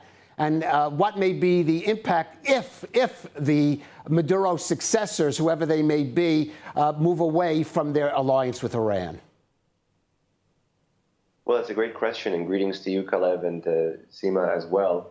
Listen, this has been not just a bad year, but a bad 2 years when you're looking at state-level partnerships or state-level allies of the Islamic Republic of Iran. Make no mistake, for the past 46 years, the Islamic Republic hasn't really had a lot of state-level partners. Its most consistent one was the Assad regime in Syria. It's tried to export the revolution for 4 decades in the Western Hemisphere and in Latin America as well, relying on the downtrodden and dispossessed, as well as the Lebanese and Palestinian diaspora. But with Venezuela, it found a state-level partner. Venezuela was a strategic launching point for Iranian influence there, to create another transnational terrorist apparatus there, to support the arms manufacturing of the Venezuelan government there. There's drone ties, there's missile ties, and potentially there could be narco-trafficking ties if more deeply explored. But make no mistake, Iran lost yet another state-level partner in the early days of 2026. So this is a rollback of the Islamic Republic's reach and influence around the world, and particularly with respect to the Western Hemisphere, where Trump, in his second term, is looking to show more strength than in term one. And Seema, Behnam talked about the practical consequences, implications of Maduro-Shiza, but how much is that important in terms of a message to the Iranian regime that President Trump may be willing to take unprecedented action, some even suggesting directly against the supreme leader himself, as Maduro was targeted? Yeah, that's a very important element in the whole big story of Venezuela and the implications for Iran. First of all, I want to remind us that President Trump has said that he will come to the rescue of the demonstrators if they will be killed in big numbers. And he said it before Venezuela. And then the second time he mentioned it was when he made this press conference talking about the event in Venezuela and mentioning the previous times that he has done something with Iran. One is the assassination of Soleimani, and the second, the attack on the nuclear program. So not only that he connected the event in Venezuela to Iran, but he also mentioned those events when he attacked Iran directly, Iran or personnel in Iran. Now, if you remember, at the end of the war between Israel and Iran, during the war, there were some Israeli officials that have been saying that Israel has to go after the leader. Now, there was a debate around that, and Trump was the one who said that he prevented Israel from doing it.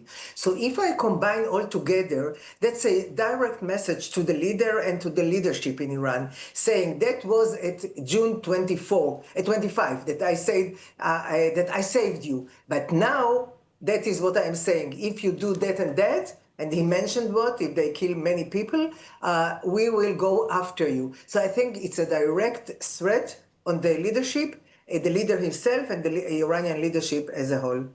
All right, well, that certainly is unprecedented. But, Behnam, let's look at the internal protests within Iran. We've seen this, unfortunately, scenario before, widespread demonstrations. Somehow the regime has managed to quell it using brute force. Is there something fundamentally different about what is happening now in Iran compared to those past times? Absolutely, there is. Well, that thing that is fundamentally different has to do with timing and strategic context. But make no mistake, these protests are also important because they're the same.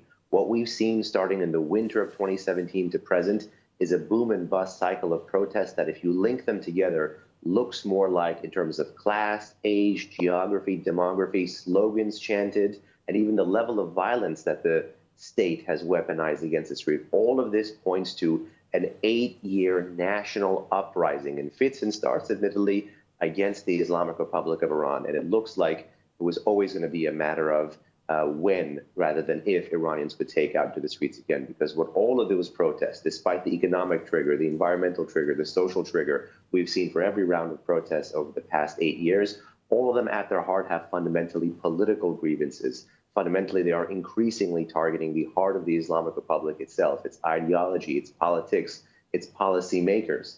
And they're more and more willing than ever before to grab third rails. Like in this most recent demonstration, now we're on day 11, the most overt calls with respect to the name of the son of the late Shah of Iran, or calling for the exiled crown prince to return, willing to touch these political third rails and express not just what they're against, but what they're for. So for that sense, they're more of the same, but also they're unprecedented. Now, briefly with respect to timing and strategic context, this is the first multi-day, multi-city national uprising in Iran since the end of the 12-day war. For that purpose alone, all of the analysts and experts who said that Israel's strike or America's strike during the 12-day war would have short-circuited Iran's protest movement are dead wrong. That's one. Two, with respect to being the next major, now at least 23 or 24 provinces of Iran's 31 different provinces that have been seeing some level of unrest in the past 11 days now. This shows that this is the biggest, largest nationwide multi-day uprising since the Women Life Freedom movement of 2022 and 2023 that at its height touched 150 different cities, towns, and villages. So when you put this together, what it brings from more of the same, what it brings with respect to the strategic context, makes this a very critical moment. And especially as you get towards February 11th, which is the Islamic Republic's 47th birthday, perhaps it might not be around, perhaps it will be around, but no doubt policymakers with respect to the Islamic Republic will have a very unhappy few days ahead. Right. And Seema, you mentioned the sort of unprecedented warning from President Trump. Prime Minister Netanyahu, as he has in the past, also offering verbal messages of support for the Iranian people. But what should the U.S., Israel perhaps go beyond that in terms of actual actions taken? We've just heard Benham suggest that the 12-day war, the strikes on Iran may have perhaps even encouraged the population there. Is there something more the U.S. and Israel could be doing, and what are the potential risks of that? So there is a huge argument against and pros any involvement. At the end of the day, what we see is that the regime is trying to for sure, as if these events are manipulated by outside forces. And I think we should, if there are options to support the people that are on the streets in a way that will not be a public way, of course, and not in a way that will be the regime will be able to pinpoint to Israel or to the US, it will be better. Because at the end of the day, it will come, no question, and when it will come from inside. So I think it's very important that neither Israel nor the US talk too much. It's different when the president is saying something very direct on the killing of people in the streets. I think that's very important. And I think that what we see in Iran today, that there are less numbers of killed people. It's not everyone is very important, but it's not the numbers that we could see where I think if there was not the threat coming from Trump directly. So in this case, it's very important. But it should be very much understood that Israel is and the US is not in direct connection to the people in the street. They are doing it because of their own reasons, and the reasons were mentioned before by Benham. I want to add to that one more thing, and that is the despair of the people. There is no hope. Since there is no dialogue with the US, no option of a removal of sanctions, there is no hope for a better time. So it's all the problems that already have been said, and add to that despair in people that don't think that there is any chance for a hope. So I think it's important to support, if you can, under the radar. It's important that the president has said, don't kill your own people, and stand behind that. But we shouldn't encourage them too much openly, because it plays into the hands of the regime. Right. And briefly, Benham, how much support does the Shah's son, you mentioned, actually have in Israel after openly calling for support of this strike later this week? Well, with respect to the popularity of his son in Israel, I know he's quite popular among the Iranian Jewish community. I can't speak to the levels of support that he may have among lay people in Israel that are not Mizrahi or not of Iranian Jewish origin, but with respect to Israeli political elite, No doubt Minister Gamliel has spoken with him, tweeted about him several times. It remains to be seen, even within Israel's multi-factional, multi-party democracy, which, as you know, can be cacophonous and rancorous. And I don't need to tell you guys, it's going to be electoral season there soon. One wonders how the politics of the Iran issue may factor in with respect to Bibi and his competition. But I think there's no doubt that since the Crown Prince's trip there in 2023, there was really a historic opening for potentially pushing past the Islamic Republic with Israelis, with Jews, and with Iranians. All right. I want to ask Seema Ben, just stay with us because I want to look at another issue that is connected with Iran. After decades of war and hostility, are Israel and Syria now heading to establishing friendly relations or any kind of relations? Well, U.S. mediators of talks between envoys from Jerusalem and Damascus are expressing optimism of a possible breakthrough in reaching agreements on security and other issues. Our Alec Pollard has that story. This week in Paris, during a third round of discreet negotiations, senior Israeli and Syrian officials agreed to a joint communication mechanism to de-escalate conflict, share intelligence, and explore economic opportunities. Israeli leaders emphasized that security remains paramount, particularly in protecting citizens near the frontier and preventing surprise attacks, like which occurred on October 7, 2023. That could spark wider conflict. At the same time, Jerusalem made clear it wants the dialogue to expand beyond strictly military talks to include civilian cooperation in areas such as medicine, energy, agriculture, and other fields that could benefit people on both sides. A Syrian source said, "We are ready to provide the Israeli side with security guarantees that will be acceptable to everyone in exchange for its withdrawal from Syrian territory." The Syrians are aiming to revive elements of the 1974 disengagement agreement, which crumbled following Assad's ouster. One point of contention remains regarding the Druze minority in Sueda in southern Syria. Israeli negotiators demanded a humanitarian corridor to provide support for the Druze, who suffered massacres at the hands of Bedouin militias back in July. This demand echoes previous statements by Prime Minister Netanyahu. But Israel may have to accede to Syrian demands for Sueda to remain an internal matter, exposing the community there to future assaults. While Syria is insisting that this is not full diplomatic recognition, but only a shared military and communication mechanism, it does open the window for future cooperation between these two estranged countries. Seema, as Alec showed there are some serious issues still between Israel and Syria. One thing they do share is a common enemy, Iran, the Iranian regime. How important would it be, or how significant, if Israel and Syria could at least reach some kind of security agreements that has them working against Iranian interests in the region? Well, first of all, I think it's a very important development, the three parties committee that will be meeting in Jordan. I think it's very important, but I assume it is part of an American push that they wanted to put in a mechanism that will, first of all, deal with deconfliction.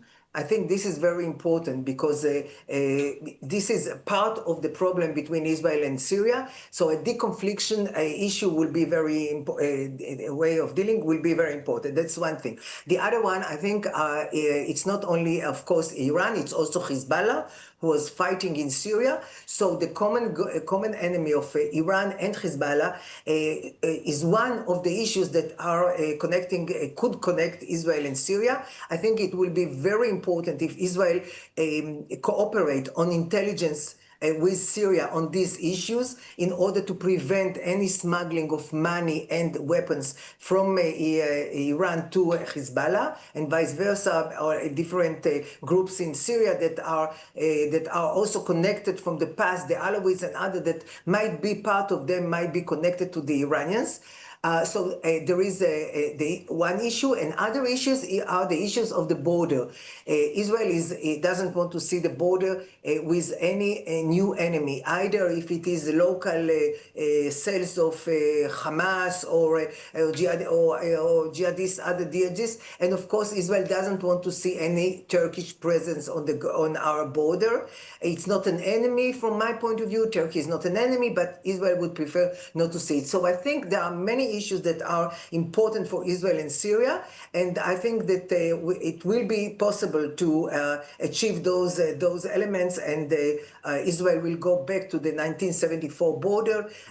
With this and other, perhaps of the Hermon might be something that will be a special arrangement, but I think it's important both for Israel and both for Syria, and it's an opening for the future.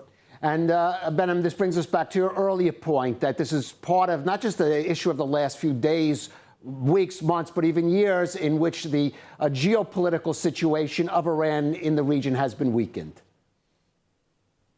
Precisely. Fast-moving sands there, particularly in the boom and bust cycle of violence in the post-October 7 Middle East. Really one of the big losers, you could say, is the government of the Islamic Republic of Iran and Israel's military successes against its proxies, its sole state partner, and later on American involvement against its nuclear program really have began to really confine what's left of the threat from the Islamic Republic really to one tool almost exclusively. It's not the only threat, but it's the most prominent threat at this moment, and that would be the ballistic missile threat, because otherwise the regime really has been rolled back almost to its own borders. Right. Again, Seema, any chance that Iran, under this kind of pressure, may lash out, for example, against Israel? Yeah, this is a concern that we hear in Israel. I think this is also standing behind the reports that we get that Prime Minister Netanyahu has spoken with President Putin and has delivered the message to the Iranians that we are not going to attack. But I do think that there is dual concerns. In Iran, there is a concern that Israel might use the current internal situation in order to lash and strike on the missiles. In the Israeli side, there is a concern that Iran will try to make the problems inside to bring them externally to a war with Israel. I think both sides don't want a war in this time. All right, Seema Shine, Behnam Ben Teleblu from the FDD, INSS. Seema, thank you for joining us on ILTV Security Brief. Thank you. Thank you. And now a final word. President Trump and other U.S. officials cited multiple justifications for the seizure of Venezuelan President Nicolas Maduro. There is his regime's involvement in narco-terrorism as the Trump administration targets the import of narcotics into America, the repeated corruption and overturning of Venezuela's democratic electoral processes that have spurred U.S. and EU sanctions. And there's the regime's abrogation of American oil contracts and its role in the contraband trade in sanctioned oil that has benefited U.S. superpower rivals Russia and China. Now, the Maduro government's close ties with the Iranian regime was not given as a primary reason for Maduro's arrest, although those two work heavily against U.S. and Western interests. Iran's oil and shipping industries has played a key role in aiding Venezuela's own energy sector, enabling it to mitigate the impact of U.S. sanctions and evade trade restrictions. Iran and Venezuelan military and security sectors have also closely cooperated, including in the development of weapons technology utilized by both regimes and their allies. And Venezuela has provided Iranian agents and proxies with a forward base in South and Central America. The U.S. Secretary of State Marco Rubio said following Maduro's capture that the U.S. will pressure the Venezuelan leadership going forward so that, quote, they no longer cozy up to Iran and Hezbollah in our atmosphere. But it is a disturbing sign that the Trump administration at this stage has reportedly decided to try and work with Maduro's vice president and successor, Delcy Rodriguez, rather than support opposition leaders such as the Nobel Peace Prize winner Marina Corina Machado. If the Trump administration is truly serious about changing Venezuela's behavior, including its close cooperation with Iran, it is hard to see how that is possible with a leadership still in place that has demonstrated decades of loyalty to Maduro and his corrupt policies. And much of the same also can be said about Iran itself. The Iranian Supreme Leader Ayatollah Khamenei and his cronies responded with verbal defiance to President Trump's warning that the U.S. would hit Iran hard if more protesters were killed in the streets. And the regime's security forces answered with live fire that shot down dozens of more demonstrators. Now, the U.S. seizure of Nicolas Maduro after repeated warnings to the Venezuelan dictator, as well as its bombings of Iran's nuclear facilities last year, show clearly that President Trump is more willing than his predecessors to use America's military might to further its national interests. But Trump's rhetoric does sometimes exceed the limits of the actions he is actually willing to take in order to avoid the extended foreign entanglements that he criticized past administrations for getting involved in. Unfortunately, when it comes to Venezuela, and especially to Iran, there are no quick fixes to the challenges that they pose to President Trump's desire to reassert America's deterrent capability against hostile regimes. Changing the fundamental situations in both Caracas and Tehran will require extended and extensive U.S. diplomatic, economic, and military campaigns. At this stage, one can only hope that the Trump administration is prepared for that kind of commitment, including making the effort to convince the broadest American public possible that it is in their interest to support such policies. Now, Israel's own security will greatly benefit if this is indeed the case, as will that of the entire Western world. But the biggest potential winners or losers here, if this is not the case, are the long-suffering peoples of Venezuela and Iran, who do deserve their moment of deliverance, their new year of freedom and potential prosperity after decades of corrupt and repressive rule. Thank you for joining ILTV Security Brief.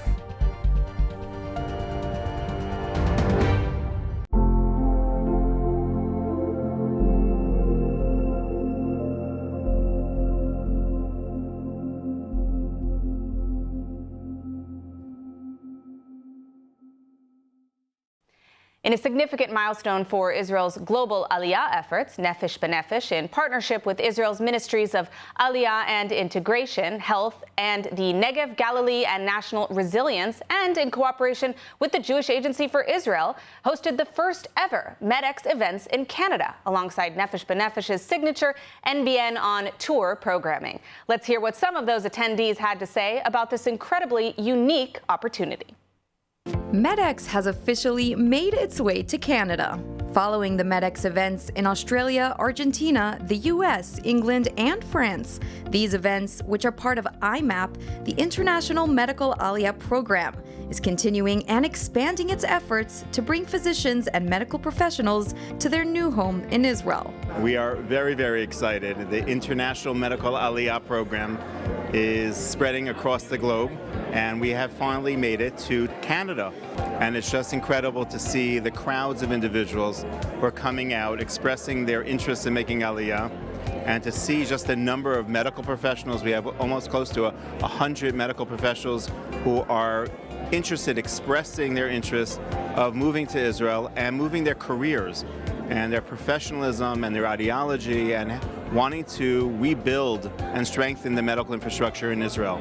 So how does MedX address two urgent needs all at once?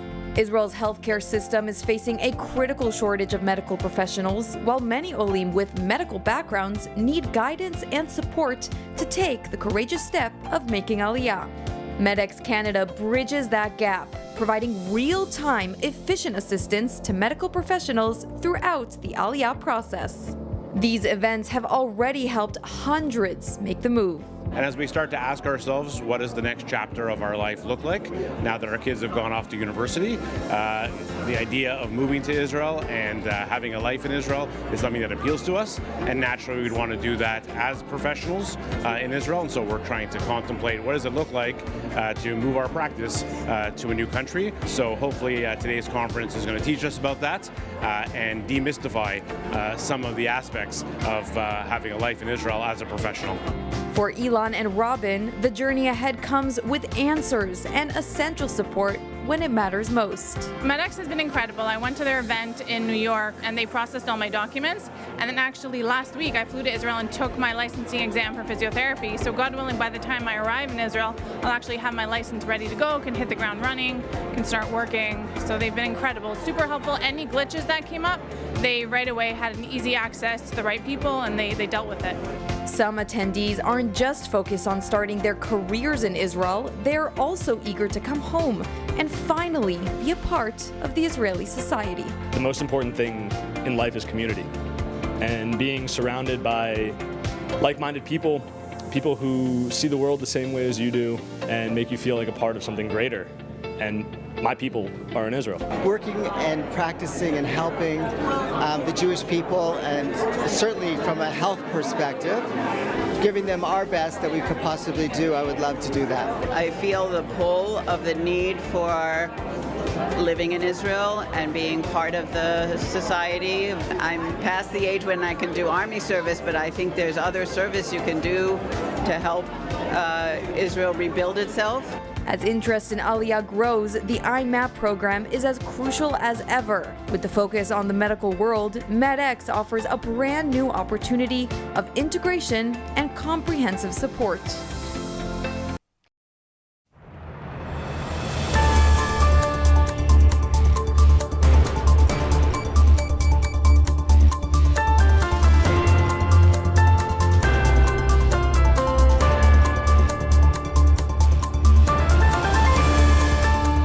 Welcome to ILTV on the Hour. I'm Alec Pollard, coming to you live from Israel with the biggest stories in the region. Nationwide protests challenging Iran's theocracy are entering their third week, and the regime is intensifying its crackdown. At least 116 people killed in the demonstrations so far, and thousands more detained, although it is difficult to verify events from within the country as the government has cut off communications. Iranian authorities have also accused foreign powers of stoking the unrest, claims rejected outside Iran. Adding to the pressure, Reza Pahlavi, the exiled son of Iran's last Shah, has issued an urgent appeal to President Trump to intervene, saying millions are facing bullets, blackouts, and mass arrests. Pahlavi said he plans to return to Iran in the near future. Listen here. دنیا امروز کنار انقلاب ملی شما ایستاده است و شهامت شما را تحسین می‌کند. به ویژه پرزیدنت ترامپ به عنوان رهبر جهان آزاد شجاعت وصف ناشدنیتان را با دقت دیده و اعلام کرده که آماده کمک به شماست. خیابان‌ها را رها نکنید. قلب و روحم با شماست و می‌دانم که به زودی در کنار شما خواهم بود. Meanwhile, U.S. President Donald Trump has again warned Iran against killing protesters and posted Iran is looking at freedom, perhaps like never before. The USA stands ready to help. Israel is on high alert for the possibility of a U.S. intervention in Iran as unrest there intensifies and the Islamic Republic moves into a more aggressive internal and external posture. This after Iran issued a warning to U.S. President Donald Trump that any attack would lead to Tehran striking back against Israel and regional U.S. bases. In a phone call yesterday, Prime Minister Netanyahu and U.S. Secretary of State Marco Rubio discussed the possibility of U.S. intervention in Iran, according to an Israeli source. A U.S. official confirmed the two men spoke, but did not say what topics they discussed.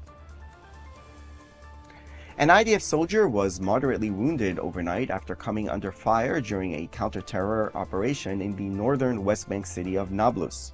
The wounded soldier was successfully evacuated by helicopter to hospital.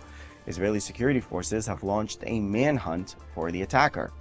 Footage circulating online shows IDF troops and armored vehicles moving through Nablus as gunfire is heard, underscoring the ongoing security tensions in the area.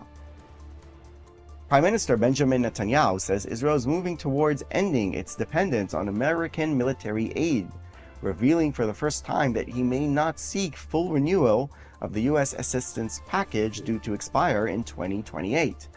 In an interview with The Economist, Netanyahu said Israel plans to taper off the $3.8 billion it receives annually to zero within the next 10 years, saying the process is already underway as Israel's economy and defense capabilities grow. The remarks drew a swift response from senior Republican Senator Lindsey Graham, who welcomed Israel's push for self-sufficiency and said the United States need not wait 10 years to end the aid. Graham called the assistance a strong investment, but said allies with roaring economies should stand more on their own. Now, the IDF says 3 terrorists were killed today in separate incidents across the Gaza Strip after reaching the yellow line and approaching Israeli forces in violation of the ceasefire. In southern Gaza, a suspect attempted to steal IDF equipment before fleeing. He was later killed in an Israeli Air Force strike on the Hamas-controlled side of the line. While in 2 additional incidents in northern Gaza, troops from the Gaza Division and the Jerusalem Brigade opened fire on suspects who had also crossed the line, killing 2 in that engagement. Earlier this weekend, the IDF says it has eliminated several senior Hamas terrorists in a series of strikes over the past 24 hours following a failed projectile launch from Gaza City. And that is all for this edition of ILTV on the Hour. You can scan the QR code on your screen for more updates from our ILTV app. That's all for this edition, and thank you for watching.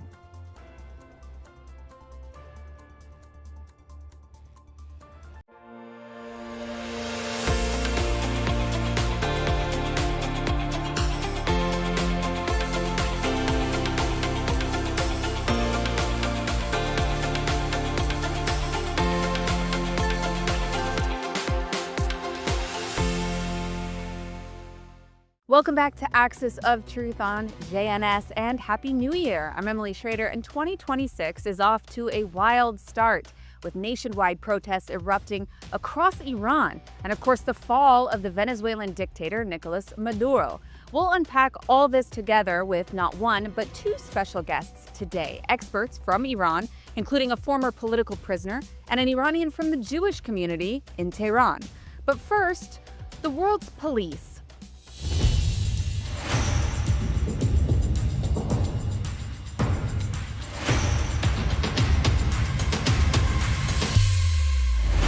Here's the question that no one on the left seems to be able to answer when America steps back.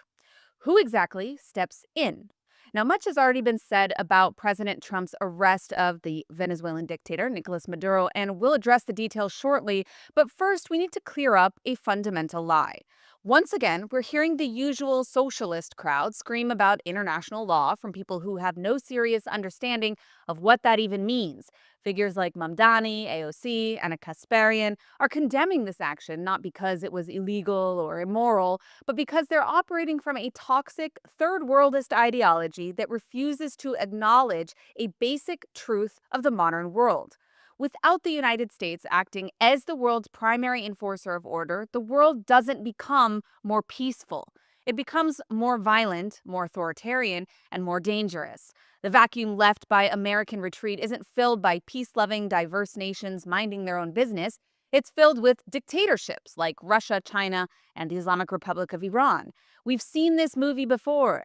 In the 1930s, the United States and Europe retreated into isolationism, convinced that power politics were immoral and that intervention was provocative.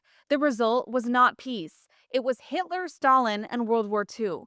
Tens of millions dead because democracies refused to confront monsters early and decisively. History didn't punish American strength. It punished American hesitation. The United States doesn't lead because it's perfect. It leads because Western democratic systems, however flawed, produce better outcomes for human life than authoritarian rule. That is not moral arrogance. It's a fact proven by history, economics, and human rights data. This is not about spreading democracy for ideological reasons. It's about a balance of power and realpolitik. American strength contains worst actors in the world and prevents far greater bloodshed. And to those complaining about tax dollars, here's a reality check. Foreign aid makes up roughly 1% of the U.S. federal budget, most of which circulates back into the American economy. And if you're worried about wasted money, look at entitlement spending, which consumes 65 to 70% of federal spending every year. The United States doesn't have the luxury of isolationism. When America leads, tyrants are contained. When America retreats, tyrants rule. History has already given us the answer.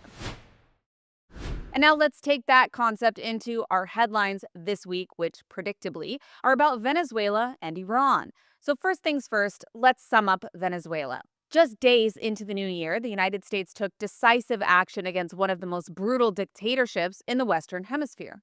On January 3rd, U.S. forces launched a precision military operation against the Maduro regime in Venezuela, striking key military and security targets, including a facility linked to Iranian drone operations on Venezuelan soil. This was not a random force. It was a calculated move against a socialist narco-terror state that has destroyed an entire country. Now, Nicolas Maduro is not a legitimate leader. He stole elections through fraud and intimidation, ordered security forces to open fire on protesters, and oversaw the killing and disappearance of thousands of Venezuelans. Under his rule, political opponents were tortured, journalists were silenced, and civil society was crushed. The result has been catastrophic. More than 1/3 of Venezuela's population was forced to flee, turning this into the second largest refugee crisis in the world after Syria. Maduro turned Venezuela into a haven for global criminal networks and hostile dictatorships. His regime functioned as a key hub for drug trafficking and money laundering and sanctions evasions too. Hundreds of millions, if not billions, of dollars were laundered through Venezuela by the Islamic Republic of Iran using state-controlled banks, energy projects, and front companies. The Islamic regime also established direct military cooperation with Maduro, including drone technology training and facilities operating in the Western Hemisphere within striking distance of the United States. And this is why the targeting of an Iranian drone facility mattered. Venezuela under Maduro was not just a failed state. It was a forward operating base for America's enemies. President Trump did the United States and the Venezuelan people a favor. Removing Maduro wasn't aggression, it was accountability. But the job isn't done. Delcy Rodriguez, the vice president, is no moderate. She's a key architect of the regime's repression and a butcher in her own right. Propping her up would be a grave mistake for the U.S. administration. The world must stand with Maria Corina Machado and the Venezuelan people, not with the remnants of a criminal regime. This operation sent a clear message that the United States will not tolerate socialist dictatorships that export terror laundering money for the Islamic Republic of Iran and destroy millions of lives. But their job isn't done yet. Free Iran. Which brings us to my next story. The beloved Iranians are once again showing the world what real courage looks like. Over the past week and continuing tonight, tens of thousands of Iranians have taken to the streets across the country, risking everything to demand an end to the Islamic regime. They're being met with live fire, mass arrests, beatings, and yes, death. And still, they're not backing down. Now, the immediate spark was crushing inflation and economic collapse brought on by the regime's criminal mismanagement. But these protests are about far more than bread or prices. They're about 47 years of corruption, repression, and stolen futures. An entire generation that has known nothing but lies, fear, and poverty is saying enough. What makes this moment different is where it began. The protests erupted in the bazaar, once a pillar of regime support. When merchants closed their shops and joined the uprising, it sent a shock through the system. And more cities are joining every day. As of now, 108 cities have been participating. The chants on the street leave no room for doubt. Death to the dictator. And louder than ever, a call we haven't heard at this scale in decades. The return of Crown Prince Reza Pahlavi. Now, the regime knows the danger. Security forces have been deployed in overdrive. Internet blackouts have been imposed. Ambulances have been used to transport security units. Hospitals with protesters are even being raided by the regime. And yet the people are refusing to back down. In response, Israel has made it clear that it stands with the Iranian people and their right to freedom. President Trump has also publicly expressed support for the protesters and directly threatened the regime if they continue slaughtering their own people. Now, will he act? Remains to be seen, but his comments matter because the Islamic Republic survives on isolation and abandonment. Now, every time the world looks away, the regime kills in the dark. Every time the world speaks up, however, it loses confidence and ultimately control. This isn't a protest wave, it's a national uprising with momentum, organization, and a clear political demand. The Iranian people don't want reform, they want the end of the Islamic Republic and the reclaiming of their country. The question now isn't whether the Iranian people are ready. They've proven that they are. The question is whether the world will stand with them this time or yet again betray them. And now to give us a deeper look at the reality inside Iran right now and the state of the protest movement, we're joined by Navid Mohabi, a longtime democracy advocate, Iran expert, and former political prisoner of the Islamic Republic. Now, he previously served as the policy director at the National Union for Democracy in Iran, NUFTI, where he focused on Iran policy, advocacy, and democratic transition planning. He's also worked as a media analyst at the U.S. Department of State and a comms specialist at the Department of Homeland Security. Naveed co-authored the foreign policy and security sections of the Iran Prosperity Project, led by Crown Prince Reza Pahlavi, which we'll speak about in a minute, and he regularly briefs journalists and policymakers on protests inside Iran and regional security dynamics. Naveed, thank you so much for joining us. It's a pleasure to have you here on Axis of Truth. Now, to start from what you're seeing inside of Iran right now, I know you're speaking to a lot of people on the ground. How widespread are these protests and how coordinated are they compared to the previous uprisings that we've seen? Thank you for having me on, Emily. I think the protests uh, have been growing over the past 8 days, and despite repeated threats from the Islamic Republic, people are continuing to come out with remarkable courage, and we are seeing demonstrated reported in more than 60 cities, and even some outlets say that it's in more than 90 cities protests happening. I think it's important not to view these protests in isolation. What's happening right now is part of a much longer trajectory. This is effectively the fourth time that people are coming to the street, the first time being in 2017, and then 2019, 2021, and now. And you see each time these protests have become broader, more political, and more socially diverse. It's no longer, upper middle class, or lower class. Everyone is coming to the street. And I think that the pro-democracy movement inside Iran has really never gone away. It's been going on for almost 8 years, and it's evolving. And as you can see, the cost has also been enormous over the past years. Past 8 years, my estimate is that more than 3,500 people have lost their lives. And as people are going to the street once again, I think that the history of the past 8 years is present in their mind, and that's why we are seeing that people are more determined to confront the Islamic Republic once again.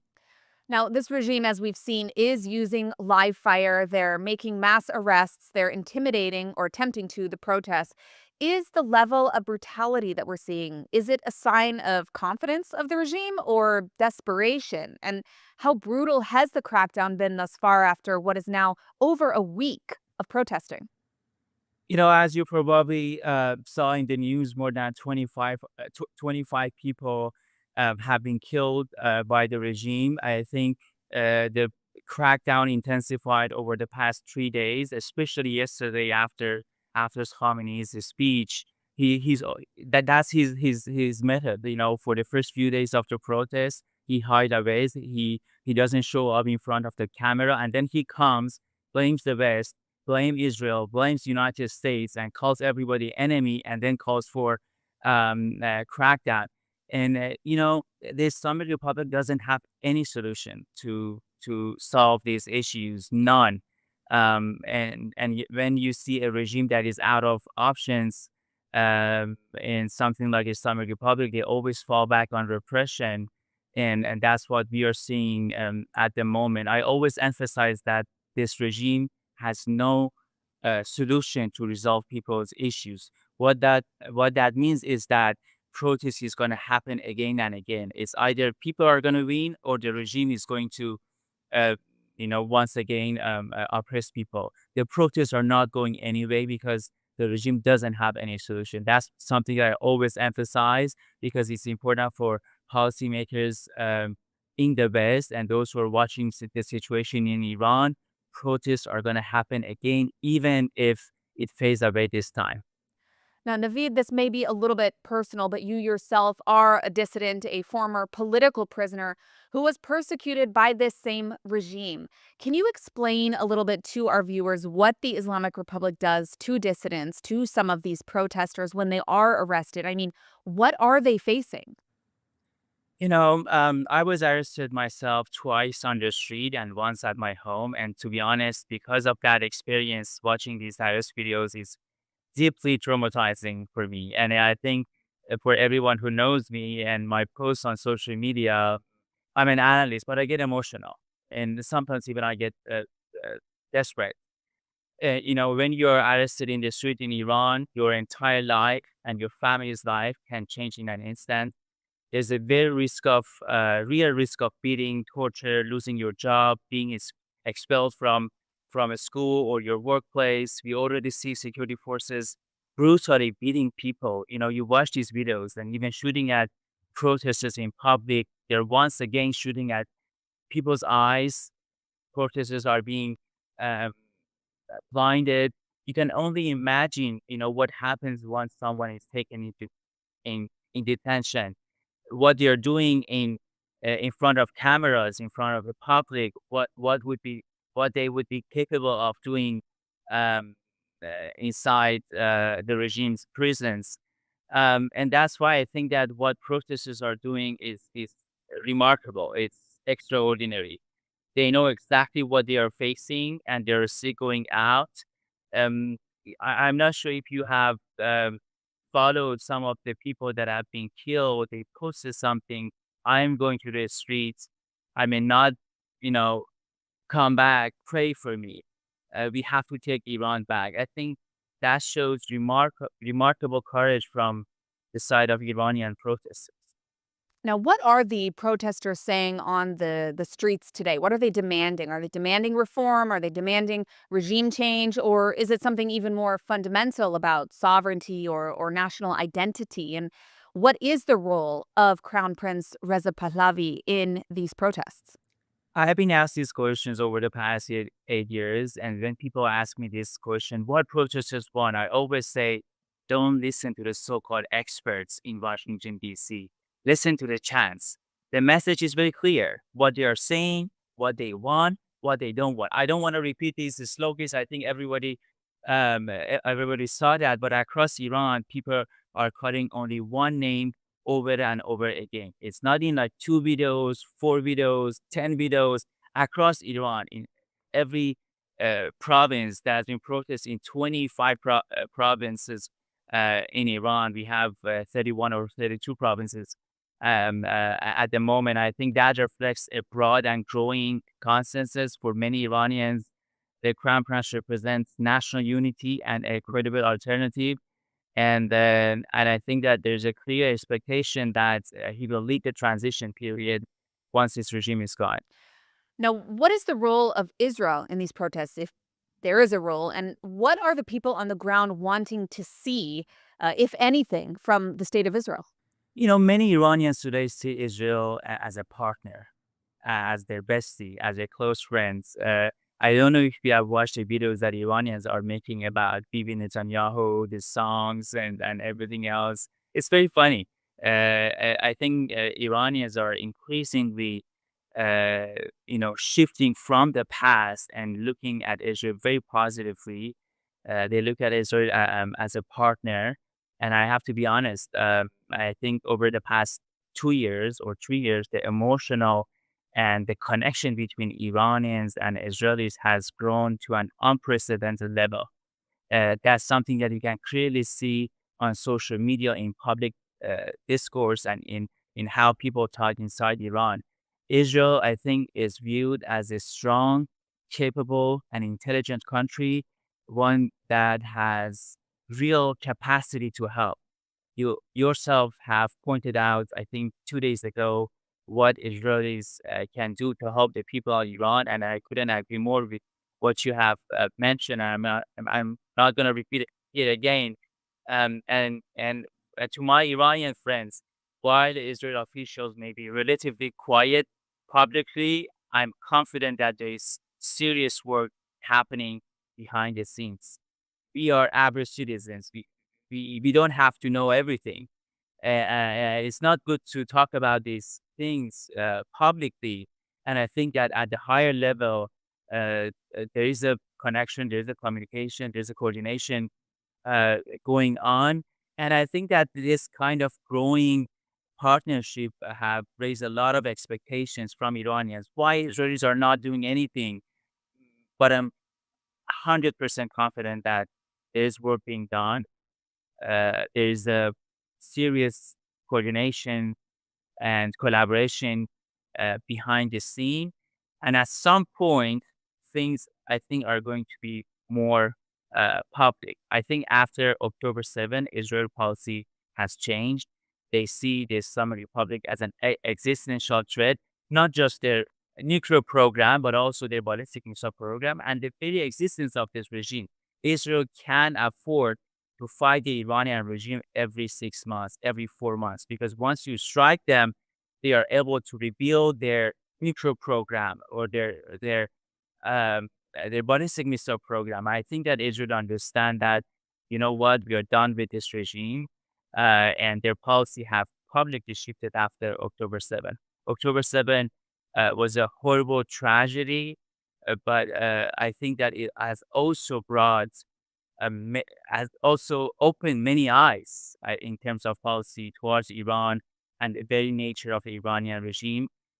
Hamas would not have been able to do it by itself without the help of the Islamic Republic. 91% of Hamas funding comes from the Islamic Republic. So I think that Israel now it's very clear eye about the nature of the regime, and I think that regime change is part of their official policy, even if they don't say it. It's part of their policy. Well, I certainly hope that you're right, but perhaps that's my own biases. I do want to ask you, I know that you've done a lot of work with Nufti. How does the Crown Prince's transition plan for the day after the Islamic Republic, how does it answer a lot of Western concerns about instability after this regime falls? We know that a lot of officials they don't want to say that they support regime change because they're scared of a repeat of Iraq or Afghanistan. How does the Prince's transition plan answer some of those concerns?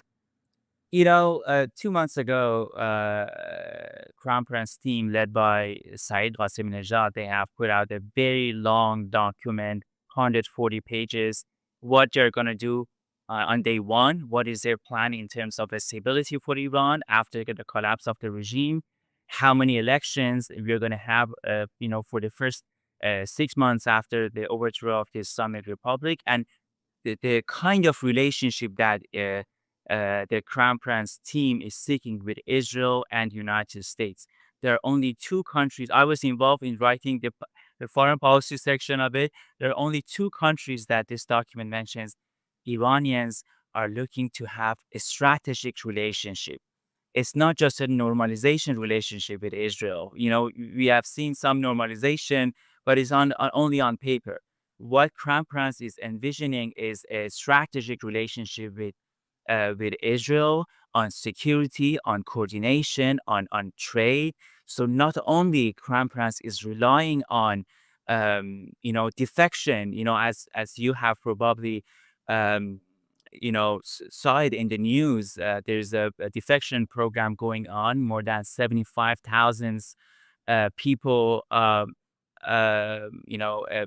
from security forces have joined this defection program in cooperation with the Crown's Reza Pahlavi. It's a secret plan, but I'm sure that Crown Prince definitely updates its international friends and partners on what's happening. It's not in the public. So Iranian, I think the vision that the Crown Prince has is that we are going to rely on this defection and our people and the plan that we have, and more than 100 experts that are working on these documents, as well as our international partners such as Israel. I think everyone can see in the news how close and trusted the Crown Prince is in the views of the Israeli government. There's a close collaboration going on, but of course, we don't have to see everything on the news. And I think that when you put these, different factors next to one another, you can picture how a post-Islamic Republic is going to look like. I think I'm very biased. I love Crown Prince, but I'm also an analyst. I'm brutally honest. When I analyze, I have two characters, an analyst and an advocate. So I'm saying this as an advocate. The Crown Prince is the most popular figure inside Iran. But you can imagine over the past 12 years that I've been living in the United States, how Washington, D.C. views Crown Prince, these so-called experts, because there have been enormous coordinated campaign going on saying he's irrelevant, he doesn't have any plan, nobody likes him in Iran, he has been in exile for 47 years, you know, but listen to people, listen to what they are saying. Even sometimes our closest friends and allies, they had doubt about Crown Prince because all these so-called experts, the same people that, for example, uh, advised President Obama during 2009 to stay quiet, don't support them, the same very so-called expert. I think this has been very frustrating, and I hope that what we are seeing right now in Iran, the protest, it clearly shows who has the upper hand inside Iran. And also for Israelis and Americans, I would say this. And I used to tell them this because some of them had doubt about Crown Prince, especially his popularity. I said, even if you think that he doesn't have the majority of, support inside Iran, it's in your national interest to support him, especially for Israelis. After October 7, you could see Iranians all around the world marching alongside with the Israelis. I saw the wife of the crown prince participating in a huge protest by pro-Israeli and Jewish groups in United States after October 7. She protested there. I was with her. There are only a few of us, but there weren't cameras there. So the Pahlavi's friendship with the state of Israel and the Jewish people, they don't do this in front of camera to garner your support. I was with them and everybody saw them. Even when camera is not there, his wife, actively participated in those marches. I think that shows the level of, friendship and love that they have with the state of Israel. And I don't have to talk about Iranian Jews. They also love Israel and United States. I think Pahlavi supporters are the most pro-West segment of Iranian society. And Israel is not going to spend so much resources on Iran if this regime collapses and we have another,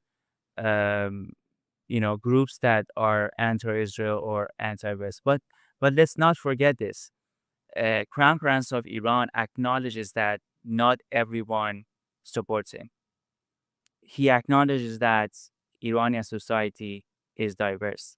If you look at his plan, especially that 140 pages document, he says that in the first 3 months of post-Islamic Republic, there's going to be election. People get to choose the form of the government, and people get to choose the future form of government in terms of whether we are going to have a parliamentarian system or other systems. Every group, every segment of Iranian society would have the chance to be elected, to ask people to vote for them. Just because you are a minority doesn't mean that you don't have any means to participate in electoral process. Just look at Israel.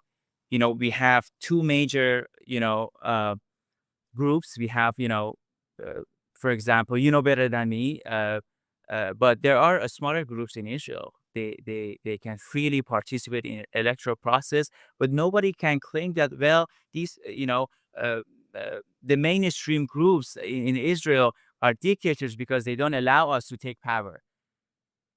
A group that has the upper hand takes power. So just because you're not going to be the next leader of Iran doesn't mean that there is some, bad things going on, or the crown prince leadership is not democratic or something like that. That's just a norm in politics. A group that has the upper hand, gets to rule Iran, but it doesn't mean that other segments of Iranian societies are going to be excluded. So that's a very important point.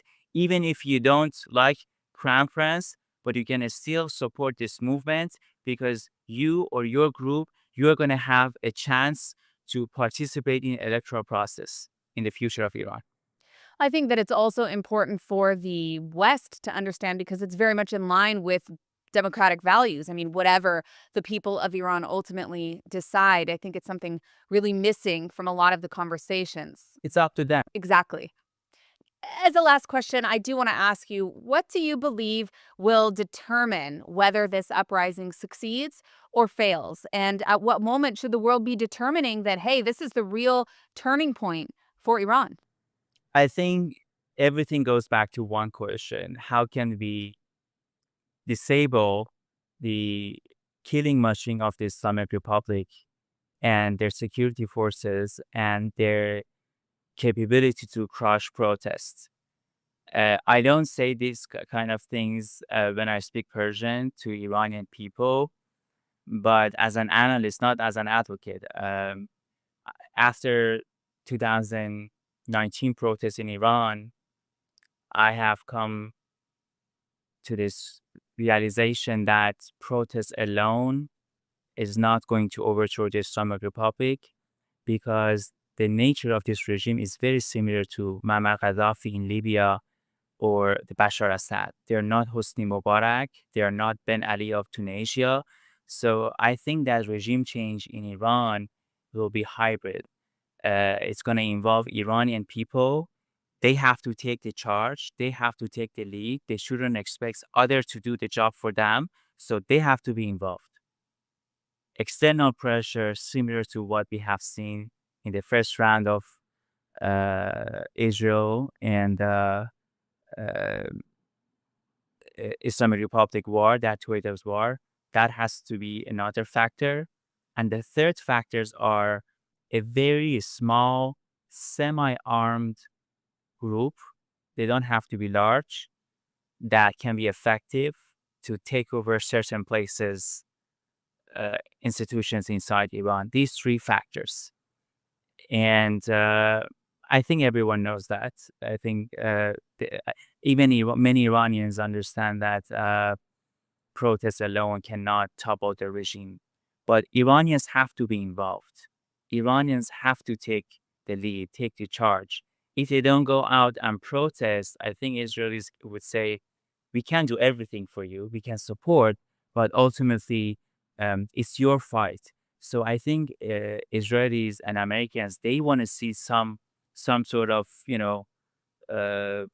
leadership from inside Iran in terms of people going to the street and protesting.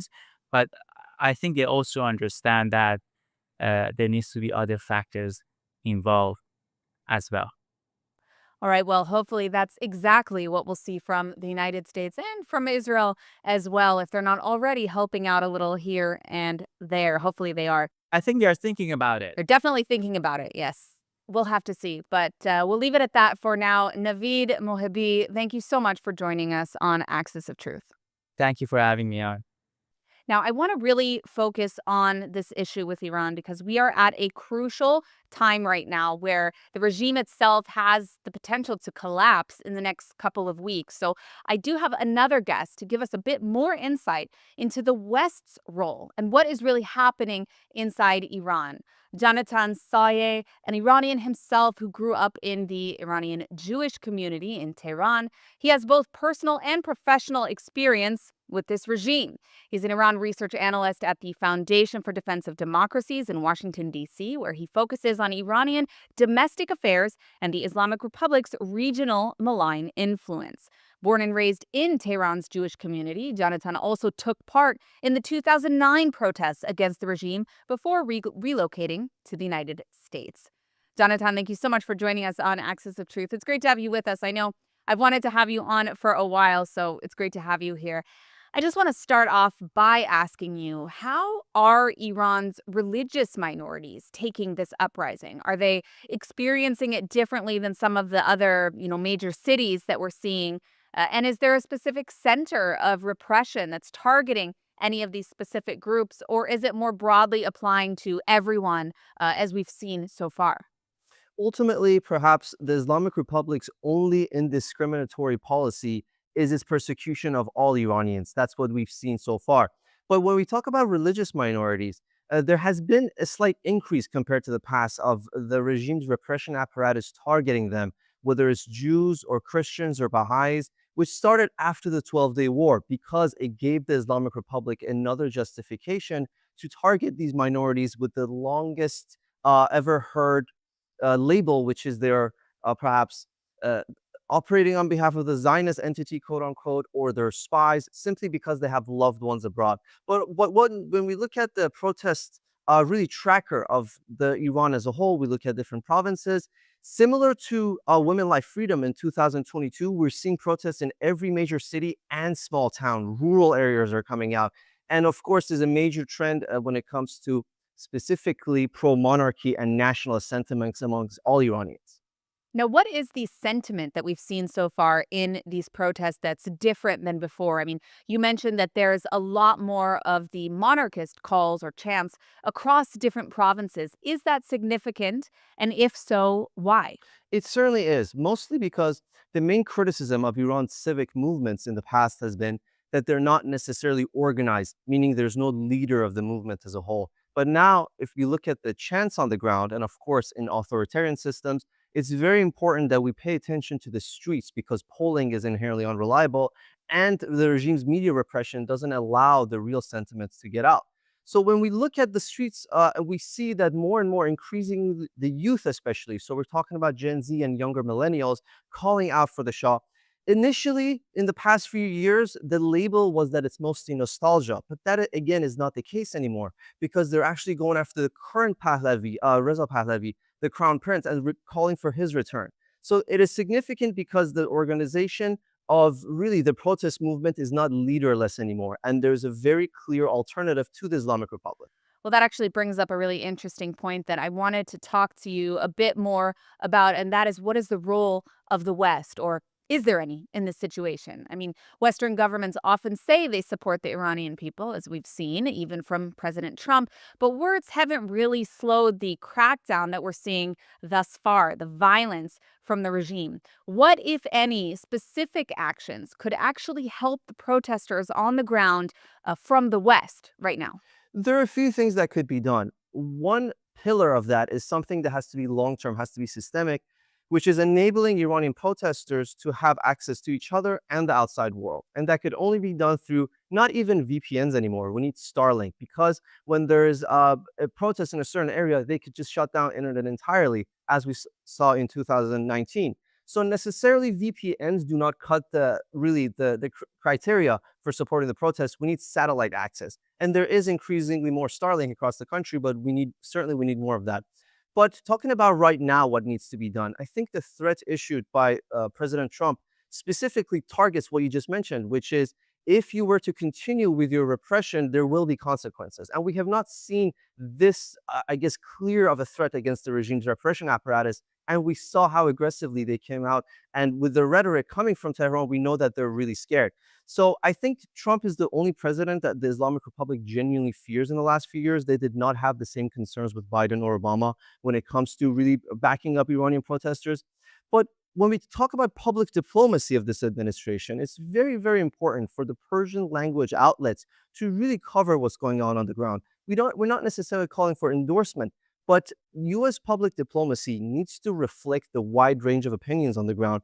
And they are increasingly gravitating towards a monarchy. And we have not seen that being reflected by Persian language outlets. Specifically, I'm talking about VOA and USA Farsi, one of which is run by the State Department. So those two things are key. But let's say there would be another round of confrontation between the Islamic Republic and Israel. What we ideally would see is Washington's green light, if not support, for Israel to actually target the regime's repression apparatus, going after specific besieged sites around the country, RGC bases. We saw that towards the end of the war. They went after the different commands that really suppressed protests in Tehran. So more of that ideally, and green light from Washington to actually go not only after high-level officials, but mid-level crackdown officials that would really allow Iran's civic movements to grow and expand. Now, Jonathan, I want to press you a little bit more on this issue because I'm wondering what you would say or what you would suggest. You mentioned Israel, but when it comes to Europe, is there more that the European Union, that Western democratic states beyond the United States and Israel can do to empower the people of Iran right now? I know we already have sanctions on the books. Some are being enforced, some of them not so much. Is there more that can be done from that European front? Of course, when we talk about sanctions, of course, Washington can also implement human rights sanctions. We haven't seen this administration do plenty of human rights sanctions throughout the last year. Similar with Europe, even though they've implemented more sanctions. But as you pointed out, it's about enforcing them. So, for example, in the past protest waves, we've seen different weaponry used by the repression apparatus that originated from Europe, some from Italy. So more scrutiny on these companies to ensure that the Islamic Republic does not get its hands on Western-made weapons to suppress Iranian protests. That's very important. And that needs to be coupled with an effective public diplomacy, that we listen to Iranians as to whom they've chosen as their leader. Jonathan, what mistakes has the West made in the past on this issue? I mean, there's many, but what mistakes have they made when engaging with the Islamic Republic, especially during past waves of protests? And what do you think can be done differently this time in order to avoid what the Iranian people largely see as a betrayal of what we purport to be Western values? The first example of that was in 2009, when President Obama later on admitted that he was reluctant to publicly or even privately endorse or support Iran's civic movement in the 2009 protest wave that was mostly around Tehran, which I was actually active on the ground at the time. But what we can do differently, as President Trump alluded, is that yes, we can publicly endorse these movements. We can actually provide the Iranian people with the right to free speech and freedom of assembly through whether it's rhetoric or whether it's through VPNs or different means of internet circumvention tools. So the avenues are really there. When we talk about Europe, what their failure has been is to be reluctant to identify or redesignate the IRGC as a terrorist organization. So the UK has been reluctant to do that. And often when we hear the rhetoric coming from Europe, it alludes that they are afraid of retaliation from the Islamic Republic if they actually designate the IRGC as a terrorist group. But America really proved that no matter how far you press the Islamic Republic, they are reluctant to wage a full-scale war against America or Europe. So because of that, we've seen how Iran reacts, whether America designated it, IRGC, as a terrorist group, or whether it was the assassination of Soleimani. Of course, Islamic Republic responded and retaliated, but it was always measured. It actually never went as far as taking American lives. And Europeans should know that. If they actually were to have a firm stand against the Islamic Republic, the regime is not in a place to retaliate that aggressively, especially for Europeans, given how widespread the Islamic Republic's terror network is across the continent, using both terrorist groups and local gangs. So it really is in their national security interest to truly designate the IRGC, which is a shared threat between Iranians and Europeans. Now, just as a final question, I do want to ask you, we saw what happened with Venezuela and the U.S. administration arresting Maduro. I think it's given a lot of Iranians on the ground, at least that I've spoken to, some degree of hope, or it's what they would like to see for, or worse, for their leadership, criminal leadership, I should say. But I do want to ask you, you're in Washington, you're working with the U.S. government officials, educating them about what's happening in Iran.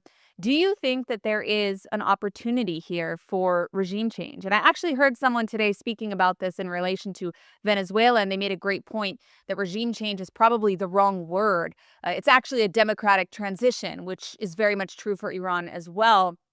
Whether or not the people ultimately choose democracy as their system of government, I guess it could be monarchy as well. But there's no question that this is what the people of Iran want based on what we've seen in multiple waves of protests. It will be their choice. Is there enough support from the West for an actual change of this regime in Iran?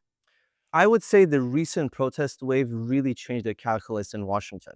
There was a misunderstanding or really a miscalculation across Western leaders as a whole, but particularly Washington post the June war. They thought there would be a rally around the flag, but what we've seen so far is that absolutely the opposite. During the war, Iranians were actually cheering for Israeli strikes against the repression apparatus.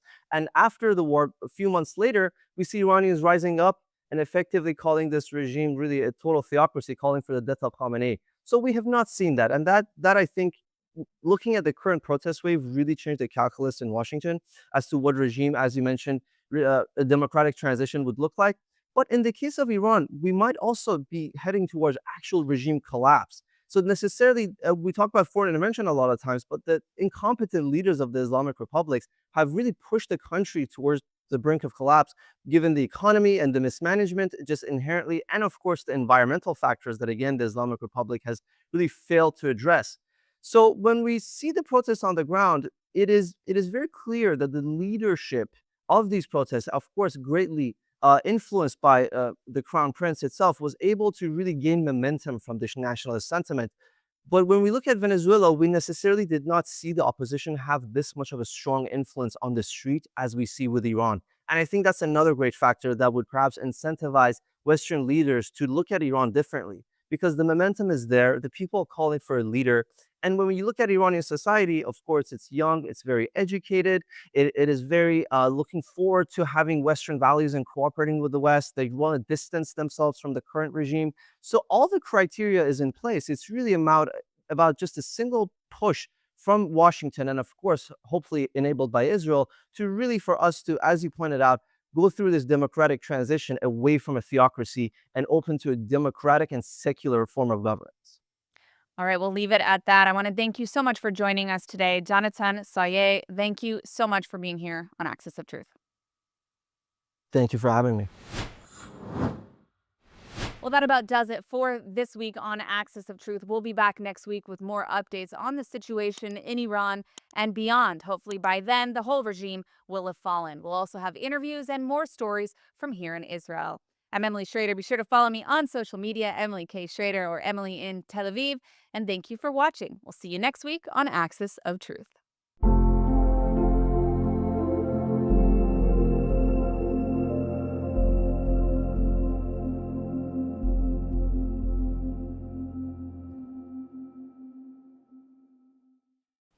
In a significant milestone for Israel's global Aliyah efforts, Nefesh B'Nefesh, in partnership with Israel's ministries of Aliyah and Integration, Health, and the Negev, Galilee, and National Resilience, and in cooperation with the Jewish Agency for Israel, hosted the first ever MedX events in Canada, alongside Nefesh B'Nefesh's signature NBN on Tour programming. Let's hear what some of those attendees had to say about this incredibly unique opportunity. MedX has officially made its way to Canada. Following the MedX events in Australia, Argentina, the US, England, and France, these events, which are part of IMAP, the International Medical Aliyah Program, is continuing and expanding its efforts to bring physicians and medical professionals to their new home in Israel. We are very, very excited. The International Medical Aliyah Program is spreading across the globe, and we have finally made it to Canada. And it's just incredible to see the crowds of individuals who are coming out, expressing their interest in making Aliyah, and to see just the number of medical professionals. We have almost close to 100 medical professionals who are interested, expressing their interest of moving to Israel and moving their careers and their professionalism and their ideology and wanting to rebuild and strengthen the medical infrastructure in Israel. So how does MedX address two urgent needs all at once?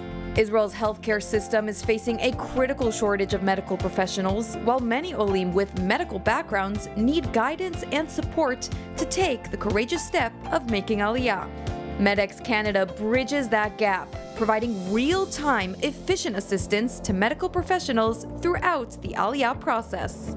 These events have already helped hundreds make the move. And as we start to ask ourselves, what does the next chapter of our life look like now that our kids have gone off to university? The idea of moving to Israel and having a life in Israel is something that appeals to us. And naturally, we'd want to do that as professionals in Israel. And so we're trying to contemplate what does it look like to move our practice to a new country. So hopefully today's conference is going to teach us about that and demystify some of the aspects of having a life in Israel as a professional. For Eli Ilan and Robin, the journey ahead comes with answers and essential support when it matters most. MedX has been incredible. I went to their event in New York and they processed all my documents. And then actually last week I flew to Israel and took my licensing exam for physiotherapy. So God willing, by the time I arrive in Israel, I'll actually have my license ready to go, can hit the ground running, can start working. So they've been incredible, super helpful. Any glitches that came up, they right away had an easy access to the right people and they dealt with it. Some attendees aren't just focused on starting their careers in Israel, they're also eager to come home and finally be a part of the Israeli society. The most important thing in life is community, and being surrounded by like-minded people, people who see the world the same way as you do and make you feel like a part of something greater. And my people are in Israel. Working and practicing and helping the Jewish people, and certainly from a health perspective, giving them our best that we could possibly do, I would love to do that. I feel the pull of the need for living in Israel and being part of the society. I'm past the age when I can do army service, but I think there's other service you can do to help Israel rebuild itself. As interest in Aliyah grows, the IMAP program is as crucial as ever. With the focus on the medical world, MedX offers a brand new opportunity of integration and comprehensive support. And moving on, hundreds of Jews from across Israel and North America closed out 2025 not with speeches, but with action. Running, rolling, and walking together in the Negev. They took part in Adi's 4th annual Race for Inclusion, a powerful celebration of ability, healing, and hope. Wow, what a fun day today here at Adi Negev Nahalat Eiran. We just completed 2.5 kilometers of the Race for Inclusion, a race that brings together people from all different abilities to celebrate Jewish unity and strength. More than 400 high school, gap year, and college students from North America gathered at Adi Negev Nahalat Eiran last week to take part in the 4th annual Race for Inclusion, a 2.5-kilometer fun run through the 40-acre rehabilitation village.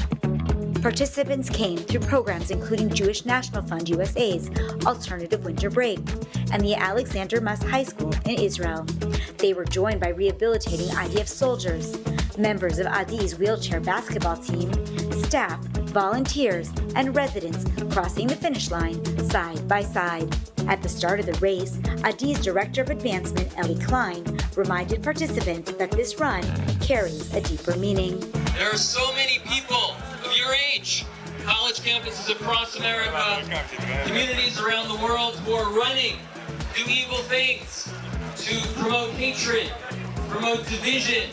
But you decided to be here today at Adi Negev Nahalat Eiran to promote love and inclusion.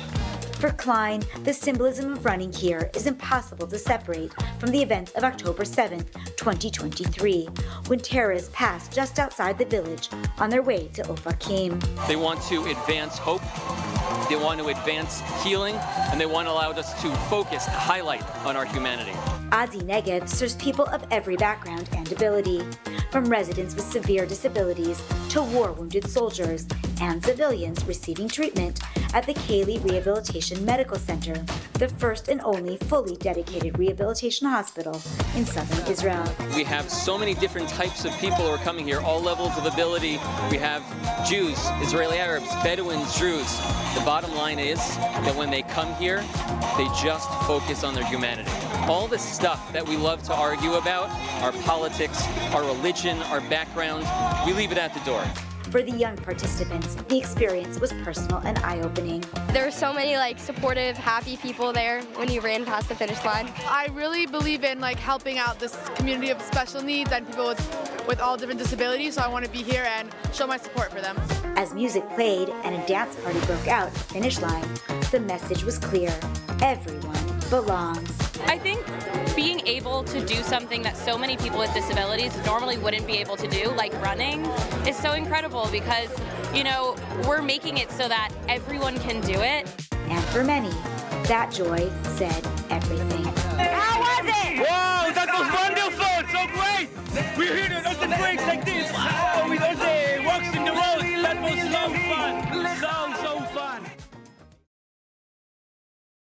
ILTV is partnering with Regavim to spotlight one of the most critical issues facing Israel today, the protection of our national land and resources. Regavim works on the ground, in the courts, and in the Knesset to expose illegal land seizures, defend the rule of law, and safeguard Israel's heartland, especially in Judea and Samaria. If you want real data and a deeper understanding of what's happening beyond the headlines, scan the QR code on your screen or visit regavim.org and sign up for their newsletter. Learn how you can play a role in safeguarding the land of Israel. ILTV News, your source for Israel in English. Reporting from the ground where it happens, as it happens. An authentic, trusted voice in daily Israel news. Airing on 11 international TV channels and now launching a 24/7 Israeli news channel. Reaching millions every month across all social platforms. Independent, real, powered by truth. We don't just report, we connect. Thanks to a worldwide community that stands for truth. This is ILTV, your source for Israel in English.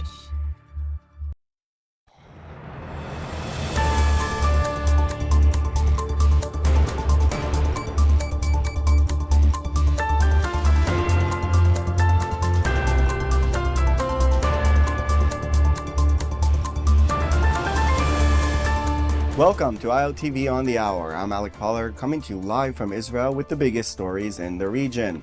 Nationwide protests challenging Iran's theocracy are entering their third week, and the regime is intensifying its crackdown. At least 116 people killed in the demonstrations so far, and thousands more detained, although it is difficult to verify events from within the country as the government has cut off communications. Iranian authorities have also accused foreign powers of stoking the unrest, claims rejected outside Iran. Adding to the pressure, Reza Pahlavi, the exiled son of Iran's last Shah, has issued an urgent appeal to President Trump to intervene, saying millions are facing bullets, blackouts, and mass arrests. Pahlavi said he plans to return to Iran in the near future. Listen here. دنیا امروز کنار انقلاب ملی شما ایستاده است و شهامت شما را تحسین می کند. به ویژه پرزیدنت ترامپ به عنوان رهبر جهان آزاد شجاعت وصف ناشدنیتان را با دقت دیده و اعلام کرده که آماده کمک به شماست. خیابانها را رها نکنید. قلب و روحم با شماست و می‌دانم که به زودی در کنار شما خواهم بود. Meanwhile, U.S. President Donald Trump has again warned Iran against killing protesters. He posted, "Iran is looking at freedom, perhaps like never before. The USA stands ready to help." Let's hear more from President Trump. So Iran's in big trouble. It looks to me that the people are taking over certain cities that nobody thought were really possible just a few weeks ago. We're watching the situation very carefully. I've made the statement very strongly that if they start killing people like they have in the past, we will get involved. We'll be hitting them very hard where it hurts. And that doesn't mean boots on the ground, but it means hitting them very, very hard where it hurts. So Israel is on high alert for the possibility of a U.S. intervention in Iran as unrest there intensifies and the Islamic Republic moves into a more aggressive internal and external posture. This after Iran issued a warning to U.S. President Donald Trump that any attack would lead to Tehran striking back against Israel and regional U.S. bases. In a phone call yesterday, Prime Minister Benjamin Netanyahu and U.S. Secretary of State Marco Rubio discussed the possibility of U.S. intervention in Iran. According to an Israeli source, the two men spoke but did not say what topics they discussed. Now, the United Arab Emirates announced a new decision many see as a humiliation for Britain, that they are pulling funding from scholarships for Emirati students studying in the UK, citing concerns over Islamist ideologies that are rampant on UK campuses. One unnamed official said, "We won't send our young students abroad to be radicalized." Britain's refusal to declare the Muslim Brotherhood, which is banned in the Emirates, as a terrorist organization is another reason for the decision.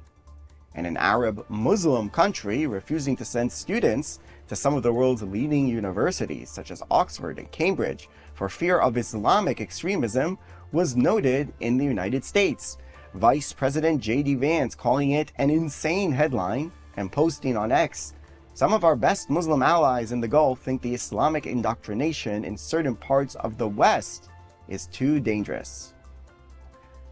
Prime Minister Benjamin Netanyahu says Israel is moving towards ending its dependence on American military aid, revealing for the first time that he may not seek full renewal of the U.S. assistance package due to expire in 2028. In an interview with The Economist, Netanyahu said Israel plans to taper off the $3.8 billion it receives annually to zero within the next 10 years, saying the process is already underway as Israel's economy and defense capabilities grow. The remarks drew a swift response from senior Republican Senator Lindsey Graham, who welcomed Israel's push for self-sufficiency and said the United States need not wait 10 years to end the aid. Graham called the assistance a strong investment, but said allies with roaring economies should stand more on their own. And that is all for this edition of ILTV on the Hour. Scan the QR code on your screen to download the ILTV app for constant updates throughout the day. Thanks for watching.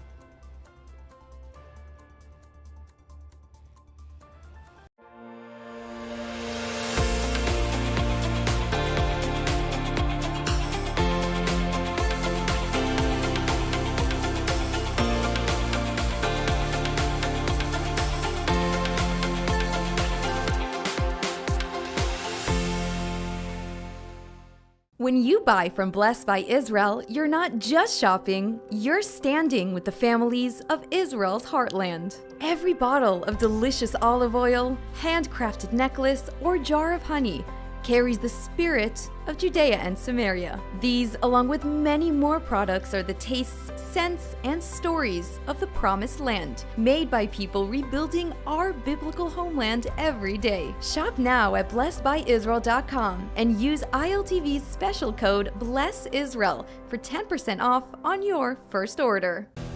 As a people, we live with the light and the dark like side by side. Like that's truly how it is, and that's how I feel. And I think that's that's every day for me. Like, how did I go to bed after a day down south and it's like darkness. And then like the sun comes up in the morning and then like, okay, Chen, you need to get up.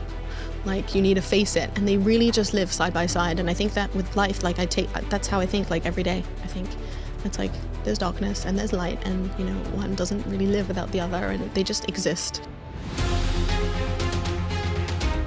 Hello and welcome back to the ILTV podcast. I'm Ayan Hoffman, executive editor of ILTV, and we are so happy to welcome back our viewers and our listeners. We have with us a very talented and special guest today, Chen Schimmel, an Israeli-based photojournalist originally from the United Kingdom. Welcome, Chen. Hi, thank you so much for having me. Of course. Now, Chen, I want us to get started by having you tell us a little bit about yourself. Tell me how you first picked up that camera and when you knew that photography was your thing. So I was born in London, as you mentioned. I lived there for 18 years and then I made Aliyah, always wanting to live in Israel. I remember from a very young age just having that the Zionism runs in our veins at home. My mother was born in Switzerland and made Aliyah at the age of 16 alone. So my brothers did the army and so did I. But before that, the photography, for as long as I can remember, I honestly can't pinpoint like a moment where I picked up a camera and was like, this is what I want to do. I think it was just like a natural thing that happened. Street photography, just capturing moments. And then I felt that I needed more meaning to the photography. And that's really when the journalism, when I took on the journalism and incorporated that into my photography, and that happened when I already lived in Israel. Now, you said you were born in London and raised there, and your entire family actually over time has come here to live in Israel. Talk about that Zionism in your childhood, and when you say it runs in your veins, what does that mean? So my mother is Swiss, and then she chose to move to Israel when she was 16, and she went to a boarding school on her own, and then she drafted to the army. She was a paramedic in the army. She met my father in Israel, and then he moved her to England. But she always still wanted to return. She knew that, one day when she would have a family and she would have children, that we would return to Israel. And so it was really just ingrained in us through my mother. Also my father, his parents were Holocaust survivors. So the love for Israel and the love for, for a land, for the Jewish people was very much also, conversation at home. And so that's really where it came from, I'd say, from my mother mainly, and also from my father. And now you mentioned that your brothers and yourself, you all did the army. Mm-hmm. During this last 2+ years of war, were your brothers serving in the army? And if so, what were they doing? Yeah. So I have one brother who is younger than I am. He's currently now almost done 11 months in Gaza. And he drafted 2 months before October 7th. So he wasn't even finished training when he was called in to do the, unimaginable. And then I have an older brother who served in the army for about 7 years. He had finished, but he was called back as a reserve for Miluim. And then another brother who, on the 7th, my 2 elder brothers, were called back. So 3 brothers at the same time. And all of them serving in Gaza? One of them more in the Judea and Samaria region, but yeah. Wow. And how did that impact the work that you were doing? We're going to start talking about your book pretty soon, but just to give our viewers a little bit of a teaser, obviously you've been photographing what the people and the places of October 7th and onwards for the last couple of years. So talk a little bit about what your brothers then were doing, then how that impacted you, knowing that they were serving in one way, and how that sort of drove you to serve. So on October 7th, I remember it like it was yesterday, I'm sure, like many people, but we were in the shelter at home, and my brother, who was my younger brother, who was serving, had to run and get his phone. So he ran to get his phone and he came back into the shelter, no one really knowing what was happening at this point. And I just remember him saying, dead soldiers' bodies everywhere. And we thought he was not saying things that were true until the day went on and on and on. And we understood, the extent of the massacre. And my brothers left immediately. And I think that on that day or the day following, I knew exactly that that's their duty, and my duty is to document whatever is happening. I don't know what will be tomorrow, months from now, years from now, but I know that this is our people's history unfolding, and my part in it was to document. Wow. Now I want to talk about your book, October 7th. It's called October 7th, Bearing Witness, and it really captures photographs from, if I understand, the first year of the war. But I'm wondering for you what it was like emotionally to capture the pain. And I remember, the pain of the last couple of years has been tremendous, certainly that first year. But also there was these incredible stories of resilience and of hope. And how were you able to balance the two, and for yourself personally and emotionally, and also inside the photographs? So when I started documenting, I went down south and joined Zaka, and I documented Zaka. So if you're talking about pain and darkness and the devastation, that is going into it, And in the beginning, if you don't mind me interrupting, how did you find Zaka? How did you decide to join them? So I knew I wanted to document immediately after, as I said, but it was impossible. It was blocked off by the army, and I didn't have the right equipment. I didn't have the helmet or the vest, and soldiers across the country were trying to get these equipment too. And my father, actually, who had never volunteered with Zaka before, decided that that's what he wanted to do. That was his part in this whole thing. And I remember him going down south to clean, a few days before I went. And then he returned, and I said to him, the next time you're going, I'm coming with, because I need to document what's happening. And not many people were documenting Zaka, I think. Right. And so I joined them. And that's how I, through that, was able to document and go down to the kibbutzim.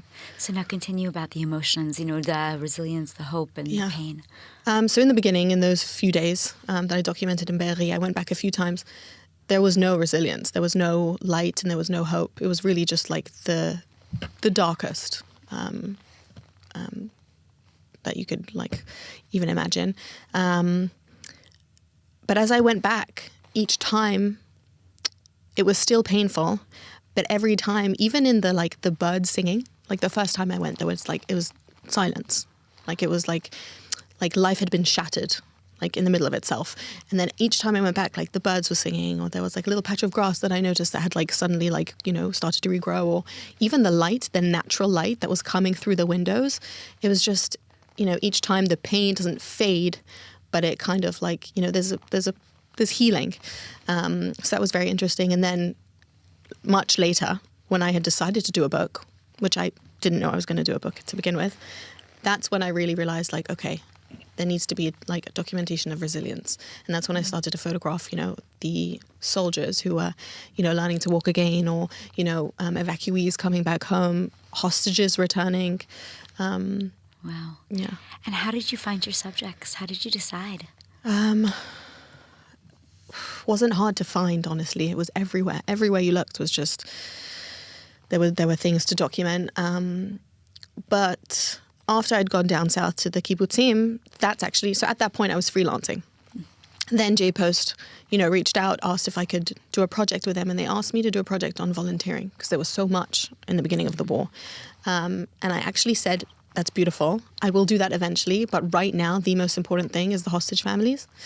And so that's really when I started. That's when I got in touch with a lot of subjects and really had the access to all the hostage families and other people. Incredible. Now, as a photographer, when you think you've written this, you freeze these moments in time. A picture is a moment frozen in time. And I'm wondering, like, for yourself, are they frozen in your head? Are these pictures that then are stuck inside your head forever?